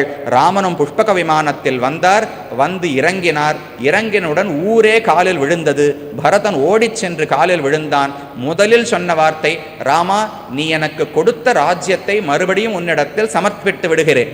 ஏதத்தே சகலம் ராஜ்யம் ஞாசம் நிர்யாதிதோ மயா பவதஸ்தேஜசா சர்வம் கிருதம் தசகுணம் மயா. பரதன் தெரிவிக்கிறான், ராமா, நீ கொடுத்த ராஜ்யத்தை உன்னிடத்திலேயே கொடுத்து விடுகிறேன். இந்த பாரத்தை என்னால் சுமக்க முடியாது, நீதான் ராஜாவாக இருக்க வேண்டும். ஆனால் உன்னுடைய பெருமையாலே, உன்னுடைய தேஜஸாலே நீ எனக்கு 1 மடங்காக கொடுத்த ராஜ்யத்தை இன்று நான் 10 மடங்காக வளர்த்து விட்டேன்னு சொல்ற. பரதன் என்ன செய்வாராம், வரவு செலவு ரெண்டும் வருமொல்லியோ. யாராவது வந்து இந்த விஷயத்துல செலவு பண்ணணும், பணம் வேணும்னு கேட்டால் பாதுகை கிட்ட அனுமதி கேட்டுக்கோங்கன்னு சொல்லி அனுப்பிச்சிருவாராம். வரவு வந்தால் மட்டும் தான் சரியா போய் வசூலிச்சு கொண்டு வந்து கஜானால வச்சிருவாராம். பாதுகை எங்க பதில் சொல்ல போறது, செலவுக்கு பாதுகை பதில் சொல்லுமான்னு. அப்ப செலவுகளே செய்யாமல் வரவு மட்டுமே பார்த்து அந்த 14 ஆண்டுகளுக்குள்ளே 1 மடங்காக இருந்த அயோத்தியின் செல்வத்தை 10 மடங்காக பரதன் பெருக்கினான். பெருக்கி மறுபடியும் ராமனிடத்தில் கொடுத்தான். அதுவும் முடிந்தது. சரி, அடுத்து பட்டாபிஷேகம் நடத்த வேண்டும். இவர்களுக்கெல்லாம் க்ஷவரம் பண்ணணுமே. எல்லாம் சடமுடியோட பெருசா தலைமுடியெல்லாம் வளர்ந்திருக்கா. இவர்களுக்கெல்லாம் க்ஷவரம் செய்து புத்தாடைகள் பட்டாடைகள் அனைவரும் உடுத்தி ஆபரணங்களை தரித்து கொண்டு ராமன் சீதை முன்னால் நடந்தார்கள். அவர்களுக்கு எல்லா உபச்சாரங்களையும் செய்து கொண்டு சத்திர சாமர பாணிஸ்து லக்ஷ்மணஹா அனுஜகாம, ஒரு கையால் திருவெண் கொற்ற கொடையையும் ஒரு கையால் திருவெண் சாமரத்தையும் ஏந்தி அடிமை செய்தான் லக்ஷ்மணன் என்று தெரிவிக்கிறார். லக்ஷ்மணனுக்கு காட்டில் இருக்கும்போது அவனை தவிர ராமனுக்கு தொண்டு செய்வதற்கு யாருமே கிடையாது. அப்ப அனைத்து விதமான தொண்டுகளையும் தானே செய்து செய்து பழகிட்டாரோ இல்லையோ. இப்ப ராஜ்யத்துக்கு வந்தால் தான் ஒரு சாமரத்தை எடுக்க போனா 4 பேர் வேலையாட்கள் வரா, நாங்க எடுத்துக்கிறோம்னு. கொடை எடுக்க போனா 4 பேர் அதை பிடுங்கிக்கிறா, நாங்க ராமனுக்கு தொண்டு பண்றோம்னு. லக்ஷ்மணனுக்கு ஏற்கவில்லை. ஒரு கையால் கொடையை தானே எடுத்து கொண்டிருந்தான், ஒரு கையாலே சாமரத்தை எடுத்தான், 2 கையாலையும் தொண்டு பண்ணானான். ஏன் ஆள் இல்லையா ராமனுக்குன்னால் விடுவதற்கு லக்ஷ்மணனுக்கு மனதில்லை. தனியா பண்ணி பண்ணி பண்ணி பழகிட்டானோ இல்லையா. அவ்வளவு ஆசை ராமனுக்கு கைங்கரியம் செய்வதில். ஆக விட முடியாமல் 2ஐயும் செய்தான். அப்படி வந்து அனைவருமாக வந்து ராமனையும் சீதையும் பெரிய சிம்ஹாசனத்திலே அமர்த்தினார். ததா ச பிரயதோ விருத்தோ வசிஷ்டோ பிராமணைஹி சக ராமம் ரத்னமயே பீഠே சஹசீதம் ஞவேஷயத்து. ரத்னங்கள் பொதிக்கப்பட்ட உயர்ந்த சிம்ஹாசனம். அந்த சிம்ஹாசனத்தில் ராமனை சீதையோடு சேர்த்து அமர வைத்தார் வசிஷ்டர்னு இருக்கு. ஏனென்றால் இது என்ன பட்டாபிஷேகம்? அயோத்திக்கு ராஜாவாக ராமனுக்கு பட்டாபிஷேகமானா கிடையாது. குண சாம்ராஜ்ய பட்டாபிஷேகம். அயோத்தியா சாம்ராஜ்யம் என்னதுமே அவனதுதான், இந்த உலகமே அவருடையதுதான். அப்ப இப்ப என்ன பட்டாபிஷேகம் நடக்கிறதுனால் குணங்கள் குணங்கள்னு ஒரு பெரிய ராஜ்யம். அந்த ராஜ்யத்துக்கே ராஜா ராமன் தான் என்று தான் நிரூபித்தாரே. எத்தனை குணங்கள், தன்னுடைய மேன்மை என்ன, வீரியம் என்ன, பராக்கிரமம் என்ன, எளிமை என்ன, சௌசீல்யம் என்ன, பொறுமை என்ன, அனைத்தையும் வெளிப்படுத்தினாரா. அப்போ குண சாம்ராஜ்ய பட்டாபிஷேகம். குணங்கள் என்கிற ராஜ்யத்துக்கு ராஜா ராமன்தான் என்று பட்டாபிஷேகம் நடக்கிறது. அந்த குணங்களுக்கு அவர் ராஜாவாக இருப்பதே சீதையினுடைய சேர்த்தியால் தான். சீதை இல்லாவிட்டால் பகவானுக்கு மேன்மையும் கிடையாது, சீதை இல்லாவிட்டால் பகவானுக்கு எளிமையும் கிடையாது. லோகநாதா மாதவா பக்தவத்சலஹா என்று சகசநாமத்தில் 3 திருநாமங்கள். அடுத்தடுத்த திருநாமம். லோகநாதகா என்றால் உலகுக்கே தலைவன், சுவாமின்னு அர்த்தம். அப்ப பெருமையை சொல்றது. பக்தவத்சலகா என்றால் பக்தர்களுடைய குற்றங்களை பொருட்படுத்தாமல் அவர்களை ஏற்றுக்கொள்பவன் அர்த்தம். அப்ப எளிமையை காட்டுகிறது. 2த்துக்கும் நடுவில் சொன்னார் மாதவகா. பிராட்டியோடு சேர்ந்தபடியால் தான் அவன் லோகநாதன், பிராட்டியோடு சேர்ந்தபடியால் தான் அவன் பக்தவத்சலன். அப்ப நடுவில் இருக்கிற சொல்ல 2தோடையும் சேர்த்துக்கணும். மாதவனானபடியாலே லோகநாதன், மாதவனானபடியாலே பக்தவத்சலனாக இருக்கிறார். மாமாயன் மாதவன் வைகுந்தன் என்னென்னு இது ஆண்டாளுடைய பாசுரம். அப்படியே மாற்றி சொன்னாள். மாமாயன் என்றால் எளியவன் அர்த்தம், மாதவன் ஸ்ரீயப்பதின்னு அர்த்தம், வைகுந்தன் பெருமையுடையவன் அர்த்தம். சகசிரநாமத்தில் முதலில் பெருமை, இறுதியில் எளிமை, நடுவில் பிராட்டியோடு சம்பந்தம். ஆண்டாள் பாசுரத்தில் முதலில் எளிமை, பின்னால் பெருமை, நடுவில் பிராட்டியோடு சம்பந்தம். இப்போ மாமாயன் மாதவன் வைகுந்தன் வச்சிருந்தாலும் சரி, லோகநாதகா மாதவகா பக்தவத்சலகான்னு வச்சிருந்தாலும் சரி, அவனுடைய பரத்வத்துக்கும் அவனுடைய சௌலபியத்துக்கும் நிதானம் காரணம் யாருன்னு பார்த்தா சீதை. அப்போ குணசாம்ராஜ்ய பட்டாபிஷேகம் நடக்கும் போது ராமம் ரத்னமயே பீഠே சகசீதம் ஞவேஷயது. சீதையோடு சேர்த்து வசிஷ்டர் அமர்த்தினார். அமர்த்தியவுடன் அந்தந்த மூலைகளில் சென்று என்னென்ன உயர்ந்த நதிகள் உண்டோ சமுத்திரங்கள் உண்டோ எல்லா தீர்த்தங்களையும் ஹனுமானும் ஜாம்பவானும் எடுத்து வந்திருந்தார்கள். ஒருத்தருக்கு அபிஷேகம் பண்ணோம்னால் சாதாரணமாக சரையூ தீர்த்தத்தை மட்டும் வச்சுன்னு பண்ண மாட்டா. கங்கையின் தீர்த்தம் வேண்டும், கோதாவரி தீர்த்தம் வேண்டும், எல்லா புனித நதிகளிலிருந்தும் தீர்த்தம் கொண்டு வந்து செய்வார்கள். அதை கொண்டு அபியசிஞ்சன் நரவியாகிரம் பிரசன்னேன சுகந்தினா சலிலேன சஹசிராட்சம் வசவோ வாசவம்யதா. தேவர்களெல்லாம் எப்படி இந்திரனுக்கு பட்டாபிஷேகம் செய்தார்களோ அதை போல் பிரசன்னேன சுகந்தினா நறுமணமுடைய தண்ணீராலே நரவியாகிரன் மனிதர்களுக்குள்ளே சிறந்தவனான ராமனுக்கு வசிஷ்டாச்சாரியர் பட்டாபிஷேகம் செய்தார் என்று தெரிவிக்கிறார்கள். பட்டாபிஷேகத்துக்கு ஊரே கூடியிருந்தது. தேவர்களெல்லாம் வந்தார்கள். அனைவரும் எதோ பரிசுகளை எல்லாம் கொடுத்தார்கள். தேவேந்திரன் ஒரு அழகான முத்து மாலை, அந்த முத்து மாலையை பரிசாக அனுப்பியிருந்தார். அதை சீதை பெற்றுக்கொண்டாள், கையில் வைத்து கொண்டிருந்தாள். சீதைக்கு இதை ஹனுமானுக்கு கொடுக்க வேண்டும் என்று எண்ணம். அவர் செய்த உபகாரத்துக்கு திரும்ப எந்த உபகாரத்தையும் செய்ய முடியவில்லை. இதை ராமனே நினைத்தாராம். திருமங்கையாழ்வார் ஒரு பாசுரத்தில் தெரிவிக்கிறார், வாதமாமகன் மர்க்கட்டம் விலங்கு மத்தோர் சாதியன் நுழைந்தலை உகந்து காதல் ஆதரம் கடலினும் பெருக செய் தகவனுக்கில்லை கைமார் என்று ஹனுமானை மர்க்கட்டம் குரங்குன்னு பார்க்கல, விலங்கு ஒரு விலங்கு மனிதல் அல்லன்னு பார்க்கல, மற்றோர் சாதி மனித ஜாதி அல்ல வேறு ஜாதி என்றும் பார்க்கவில்லை. எத்தனை தாட்சிகள் இருந்தாலும் பார்க்காமல் காதல் ஆதரம் கடலினும் பெருக, ராமனுக்கு ஹனுமானிடத்தில் இருந்த காதலானது கடலை விட பெரிதாக ஆகியதாம். அப்ப அவர் செய்த உதவிக்கு தான் செய்யணுமே, செய் தகவினுக்கு இல்லை கைமார் என்று அவர் எனக்கு செய்த உதவி, என்னை பற்றி சீதையிடம் சொல்லி சீதையை பற்றி என்னிடத்தில் சொல்லி, அது நல்ல செய்தியோ கெட்ட செய்தியோ, ஆனந்தமான செய்தியை சொல்றதுக்கும் ஹனுமான் தான் சென்றார், துக்கத்தை போக்குவதற்கும் ஹனுமான் தான் சென்றார். அப்படி சொன்னாரே, செய் தகவனுக்கில்லை கைமாறென்னு கோதில் வாய்மையினானோடும் உடனே உண்பன் நான் என்ற ஒன்பொருள் கண்டு.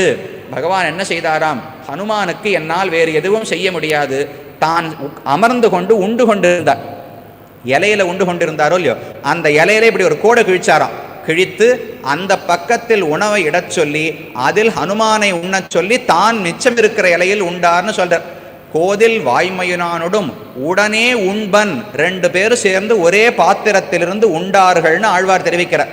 அப்போ முதலில் தூது செய்து சென்று வந்தபோது ஆலிங்கனம் செய்து கொண்டார். ஏஷ சர்வஸ்வபூதஸ்து பரிஷ்வங்கோ ஹனுமதா, ஹனுமானுக்கு வேறு எதுவும் செய்ய முடியவில்லை. சீதையின் செய்தியை சொன்னவுடன் தான் தன்னுடைய தோள்களாலே தழுவிக்கொண்டார். இது முதல் சம்மானம். அடுத்தது பரத்வாஜ ஆசிரமத்திலிருந்து பரதனிடம் சென்று ராமன் வந்துவிட்டார்னு செய்து சொல்லிவிட்டு வந்தாரோ இல்லையோ, அதற்கு சம்மானமாக தான் உண்டு கொண்டிருந்த இலையில் ஒரு பாதையிலேயே ஹனுமானை உண்ணச் சொன்னார். அதுவும் பெரிய சம்மானம். எல்லாவற்றையும் விட பெரிதாக இப்போது சீதை அந்த தேவேந்திரன் கொடுத்த முத்துமாலையை ஹனுமானுக்கு கொடுக்க வேண்டும் என்று ஆசைப்பட்டாள். ஆனால் ராமனுடைய அனுமதி வேண்டுமே. அப்ப கையில மாலை இருக்கு, இந்த பக்கம் ஹனுமானை பார்க்கறா, இந்த பக்கம் ராமனை பார்க்கறா. சபையில நேர எழுந்து கேட்க முடியாது, எல்லா இந்திரன் சந்திரன் குபேரன் எல்லாரும் வந்திருக்கா, நேரே கேட்க முடியாது. ஓரக்கண்ணாலே ராமனை பார்த்தாளாம். ராமன் புரிந்து கொண்டார். பிரதேகி சுபகே ஹாரம் எஸ்ய துஷ்டாசி பாமினி, சீதையை யாருக்கு உனக்கு கொடுக்க வேண்டும் என்று விருப்பமோ அவரிடத்தில் நீ கொடுக்கலாம் என்று ராமன் சொல்ல, தான் இருந்த இடத்திலிருந்து எழுந்து 10 அடி நடந்து வந்து ஹனுமானுக்கு அந்த மாலை முத்து மாலையை சீதை கொடுத்தாளாம். யாம் பெரு சம்மானம் நாடு புகழும் பரிசு என்று ஆண்டாள் தெரிவிக்கிறாள். நாடு புகழும் பரிசு, இந்த ஊரே மெச்சும்படிக்கு ஒரு சம்மானம் கிடைக்கிறதுனால் இதுக்கு மேல் என்ன பண்றது? பகவான் ஆலிங்கனம் செய்தார், தன் இலையிலே சாப்பிட கொடுத்தார். சீதை இந்த முத்துமாலையை இத்தனை பேர் இருக்கும்போது ஹனுமான் செய்த உதவிக்கு பிரத்யுபகாரம். இது சரியான உதவி அல்ல, அவர் செய்ததுக்கு முத்துமாலை ஒரு பொருட்டா? அதுவும் அவர் முத்துமாலையை மதிக்கவே போறதில்லை. ஆனால் சீதை கொடுத்தாள், நம் சுவாமினை கொடுத்தாள்னா அதற்கு ஏற்றம் இருக்கே. இப்படி பெற்றபடியால் தான் அவர் முக்தியே வேண்டாம்னு சொல்லிட்டார். ஸ்னேகோமே பரமோ ராஜன் துவயி நித்தியம் பிரதிஷ்டிதா பக்திஷ்ச நியதா வீர பாவோ நான்யத்திர கச்சதி. மேல வரக்கூடிய கதை, ராமன் முக்திக்கு வைகுண்டத்துக்கு செல்லும் போது ஹனுமானையும் அழைத்தார், நீரும் வாரும் என்று. நான் வரவில்லை, உன்னை பார்க்கணும்னு ஆசைப்பட்டால் எங்கு சென்றும் கண்டுவிடுவேன் கோயில்களில். உன்னை முகர வேண்டும் என்று ஆசைப்பட்டால் என்னை ஆலிங்கனம் செய்து கொண்டாயே, உன்னுடைய வாசனை இன்னும் என் தோளில் உள்ளது.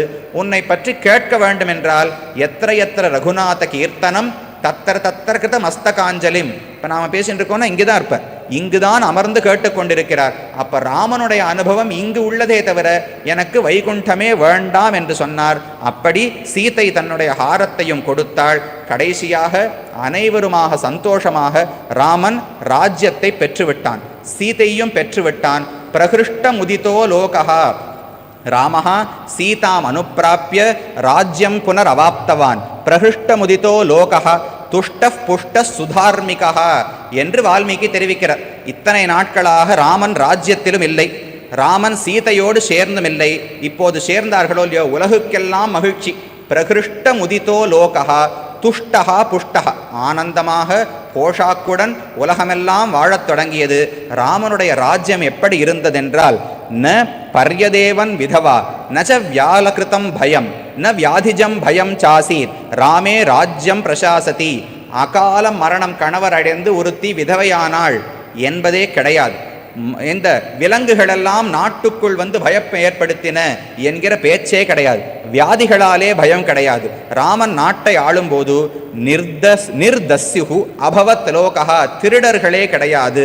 நானர்த்தம் கஷ்டித் அஸ்பிருஷத் நச்சஸ்ம விருதா பாலானாம் பிரேத காரியாணி குர்வதே. பெரியர்கள் உயிரோடு இருந்து சிறுவர்கள் இறந்து அவர்களுக்கு இவர்கள் அந்திம சம்ஸ்காரங்கள் பண்ணுவதுன்னு கிடையவே கிடையாதான். தர்மத்தின்படி நடந்தால் இதை போன்ற ஆபத்துகள் வரவே வராது, துர்கடனங்கள் வரவே வராதுன்னு வால்மீகி சொல்லுகிறார். அப்படி இருந்தார்கள். ராமோ ராமோ ராம இதி பிரஜானாம் அபவன் கதாக. ராமபூதம் ஜெகதபூத் ராமே ராஜ்யம் பிரசாசதி. ராமன் ஆண்டு கொண்டிருந்த போது மக்கள் அனைவரும் ராமன் ராமன் என்றே பேசிக்கொண்டிருந்தார்கள். எங்கு பார்த்தாலும் ராமமயம், உலகமே ராமமயமாக ஆகிவிட்டது. ராமபூதம் ஜெகதபூத். அப்படி ஆண்டான். தசவருஷ சஹசிராணி தசவருஷ சதானிச்ச பிராத்ருபி சகித ஸ்ரீமான் ராமோ ராஜ்யம் அகாரயத். 11 ஆண்டுகள். தச வருஷ சஹசிராணி 10,000, அப்புறம் 10,100 சேர்த்தா 11,000 ஆண்டுகள் ராமன் தன்னுடைய பிராதாக்களோடு சேர்ந்து இங்கு தான் ஆட்சி செய்தான். உலகமெங்கும் சுபிக்ஷம், எங்குமே எந்த கஷ்டமும் இருந்ததில்லை. அப்படி ராமன் ஆண்டான் என்று சொல்லி வால்மீகி ராமாயணத்தை பூர்த்தி செய்கிறார். ராமாயணம் இதம் கிருத்ஸ்னம் ஸ்ருண்வத படசத் சதா பிரியத்தே சததம் ராமஹா சகி விஷ்ணு சனாதனஹா. விஷ்ணுவின் அவதாரமான ராமன். யார் இந்த ராமாயணத்தை படித்தாலும், யார் இதை கேட்டாலும் ராமன் முதலில் சந்தோஷம் அடைகிறார். ஏவமேதத் புராவிருத்தம் ஆக்கியானம் பத்ரமஸ்துவஹா. அனைத்து விதமான மங்களையும் நமக்கு ராமாயணமே கொடுக்கும். ராமன் கொடுக்கணும்னு கூட சொல்லலை.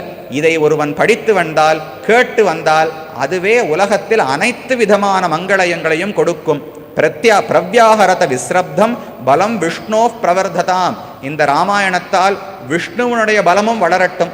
இந்த ராமாயணத்தால் நமக்கும் அனைத்து மங்களங்களும் ஏற்படட்டும். தேவாஷ்ச சர்வே துஷ்யந்தி கிரகணாத் ஸ்ரவணாத் ததா. ராமாயணஸ்ய ஸ்ரவணே திருப்யந்தி பிதரஸ் சதா. நம்முடைய பிதர்கள் எல்லாம் ஆனந்தப்படுகிறார்கள். நம் குலத்தில் உதித்தவன் ஒருவன் ராமனின் கதையை கேட்டான் என்று தேவர்கள் ஆனந்தப்படுகிறார்கள். நமக்காக பிறந்து கஷ்டப்பட்ட ராமனின் கதையை இவர்கள் கேட்கிறார்கள் என்று. பக்தியா ராமஸ்ய ஏச்சேமாம் சம்ஹிதாம் ரிஷிணா கிருதாம் ஏ லிகந்தீகச்ச நராக தேஷாம் வாசஸ்திரிவிஷ்டபே. இந்த ராமாயணத்தை படித்தாலும் சரி, எழுதினாலும் சரி, சொன்னாலும் சரி, கேட்டாலும் சரி தேவர்களும் ஆனந்தப்படுகிறார்கள். முக்தியையே அந்த வியக்தி அடைகிறான். குடும்ப விருத்திம் தனதானிய விருத்திம் ஸ்திரியச்ச முக்கியா சுகமுத்தமம் ச ஸ்ருத்வா சுபம் காவியமிதம் மகார்த்தம் பிராப்னோதி சர்வாம்புவி சார்த்த சித்தம். கிடைக்காத செல்வங்களே கிடையாது. குடும்பம் வளரும், தனதானியங்கள் சேரும், ஸ்திரீகளெல்லாம் உயர்ந்த சுகத்தோடு இருப்பார்கள். சுபமான இந்த காவியத்தை கேட்டால் அனைத்து நன்மைகளும் கிடைக்கும். ஆயுஷ்யம் ஆரோக்கியகரம் யசஸ்யம் சௌப்ராத்ருகம் புத்திகரம் சுபம் ச. நல்ல புத்தியை கொடுக்கும், பகவானை பற்றின அறிவை கொடுக்கும். ஆரம்பத்தில் தானே பார்த்தோம், ராமாயணம் என்பது இந்த உலகத்திலும் அனைத்து நன்மைகளையும் கொடுக்கும். இந்த ராமாயணத்தை கைவிளக்காக கொண்டு உபனிஷத்துக்களையும் வேதத்தையும் நாம் புரிந்து கொண்டோம் என்றால் அப்போதான் சரியான புரிதல் வரும். அப்போ முக்திக்கும் இதே ராமாயணம் வழிவகுக்கும். ஆயுஷ்யம் ஆரோக்கியகரம் யசஸ்யம் சௌப்ராத்ருகம். எல்லாருக்கும் ஒரு அஹிம்சையோடு ஒருவருக்கொருவர் பிராதாவாக அண்ணன் தம்பியாக பழகக்கூடிய ஒரு எண்ணத்தை கொடுக்கும். சௌப்ராத்ருகம் புத்திகரம் சுபம் ச ஸ்ரோதவ்யம் ஏதத் நியமேன சத்பிஹி ஆக்கியானம் ஓஜஸ்கரம் ரித்திகாமைஹி. எந்த வகையான செழிப்போ, அது ஆன்மீக செழிப்போ உலகத்தில் லௌகிக செழிப்போ எது வேண்டுமானாலும் இந்த வால்மீகி இயற்றின காவியமான ராமாயணத்தை படிக்க வேண்டும். வால்மீகிக்கு பிரம்மாவே அனுகிரகித்தார். யாவத் ஸ்தாஸ்யந்தி கிரயः சரிதश्च மஹீதலே தாவத் ராமாயண கதா லோகேச்சு பிரச்சரிஷ்யதி. எத்தனை நாட்கள் உயரமான மலைகள் உள்ளனவோ, கடல்கள் உள்ளனவோ, ஜோதிஷ் சக்கரங்கள் உள்ளனவோ அத்தனை நாள் ராமாயணத்துக்கு அழிவே கிடையாது. எத்தனை நாள் ராமாயணம் படிக்கப்படுகிறதோ அத்தனை நாட்களும் வால்மீகியின் ஏற்றத்துக்கும் அழிவே கிடையாது என்று பிரம்மாவே அனுகிரகித்தார். அப்பேற்பட்ட ராமாயணத்தை நாமும் 9 நாட்களாக கற்கக்கூடிய ஒரு பாக்கியத்தை பெற்றோம். கற்பார் இராமபிரானையல்லால் மற்றும் கற்பரோ என்றும் ஆழ்வார் தெரிவித்தார். தயரதற்கு மகன் தன்னை அன்னி மற்றிலேன் தஞ்சமாகவே. வேறு தஞ்சமே கிடையாது. பகவானிடம் சரணாகதி செய்யணும்னால் ராமன்தான் நமக்கு தெய்வம். ஆபதாம் அபஹர்த்தாரம் தாத்தாரம் சர்வசம்பதாம் லோகாபிராமம் ஸ்ரீராமம் பூயோ பூயோ நமாம்யகம்னு சொல்கிறோமே, எல்லா ஆபத்துகளையும் அவர்தான் போக்குகிறார், எல்லா நன்மைகளையும் அவர்தான் கொடுக்கிறார். அப்படி எல்லாருமாக சேர்ந்து கற்றோம். இதில் சொல்றது கேட்கிறதுங்கிற பேதமே கிடையாது. ஸ்லோகத்தில் பாருங்க, சொல்பவனுக்கு இன்ன பயன், கேட்பவருக்கு வேற பயன்னு சொல்லலை. சொன்னாலும் கேட்டாலும் பயன் ஒன்றுதான். கற்பாரி ராமபிரானையல்லால் சொல்லியும் கற்கலாம் கேட்டும் கற்கலாம், இருவருக்கும் கற்பதற்கான ஒரு முயற்சி. அப்படி ஒரு நல்ல பாக்கியம் கிடைத்தது. ஸ்வஸ்தி பிரஜாபிய பரிபாலயந்தாம் நியாயேன மார்கேண மகீம் மகீஷாக கோபிராமணேபிய சுபமஸ்து நித்யம் லோகா சமஸ்தா சுகினோ பவந்து காலே வருஷத்து பர்ஜன்யः பிருத்திவி சஸ்யசாலினி தேசோயம் க்ஷோபரஹிதோ பிராமணாः சந்து நிர்பயாः அபுத்ராः புத்திரிணः சந்து புத்திரிணः சந்த பௌத்ரிணः அதனாः சதனாः சந்து ஜீவந்து சரதாம் சதம் சரிதம் ரகுநாதஸ்ய சதகோட்டி பிரவிஸ்தரம் ஏகைகம் அக்ஷரம் புரோக்தம் மகாபாதக நாசனம். பிரம்மாவினுடைய சத்தியலோகத்தில் 100 கோடி எழுத்துக்களை உடைய ராமாயணம் உள்ளது. நமக்கு 24,000 ஸ்லோகங்கள். அங்க சதகோட்டி பிரவிஸ்தரம். அந்த ராமாயணமோ இந்த ராமாயணமோ ஒரு அக்ஷரத்தை ஒருவன் படித்தாலும் கேட்டாலும் மகா பாதகநாசனம். ஸ்ருண்வன் ராமாயணம் பக்தியா எஃப் பாதம் பதமேவவா சயாதி பிரம்மணஸ்தானம் பிரம்மணா பூஜ்யதே சதா என்று இதன் பெருமைகளை தெரிவிக்கிறார்கள். ஆக நமக்கும் அனைத்து மங்களங்களும் அனைவருக்கும் ஏற்பட வேண்டும், உலகத்தில் அனைவரும் க்ஷேமத்தோடு இருக்க வேண்டும் என்று பிரார்த்தித்து கொண்டு ராமனுக்கு மங்கள ஸ்லோகங்கள் தினமும் நாம் சொல்ல வேண்டியவை. ராமாய ராமபத்ராய ராமச்சந்திராய வேதசே ரகுநாதாய நாதாய சீதாயா பதயே நமஹ. என் மங்களம் சஹசிராட்சே சர்வதேவ நமஸ்கிருதே விருத்ரநாசே சமபவத் தத்தே பவது மங்களம். என் மங்களம் சுபர்ணஸ்ய வினதா கல்பயத்புரா அமிர்தம் பிரார்த்தயானஸ்ய தத்தே பவது மங்களம். மங்களம் கோசலேந்திராய மகனீய குணாத்மனே சக்கரவர்த்தி தனூஜாய சார்வபௌமாய மங்களம். அமிர்தோத்பாதனே தைத்யான் घ्नतो வஜ்ரதரஸ்ய யத் அதிதிர் மங்களம் பிராதாத் தத்தே பவது மங்களம். த்ரீன் விக்ரமான் பிரக்ரமதோ விஷ்ணோர் அமித தேஜசः யதாசீன் மங்களம் ராம தத்தே பவது மங்களம். ரிஷயः சாகராः த்வீபாः வேதா லோகா திசச்சயே மங்களானி மகாபாஹோ திசந்து தவ சர்வதா என்று பெரியவர்கள் தெரிவிக்கிறார்கள். ராமன் எத்தைக்கும் 7 பிறவிக்கும் அவன்தான் நமக்கு ஆண்டான், அவனுக்குத்தான் நாம் அடிமைகள். அப்போ அவருடைய திருவடிகளுக்கும் சீதாதேவியோடு சேர்ந்த ராமனுடைய திருவடிகளுக்கு பல்லாண்டு பாடிக்கொள்வோம்.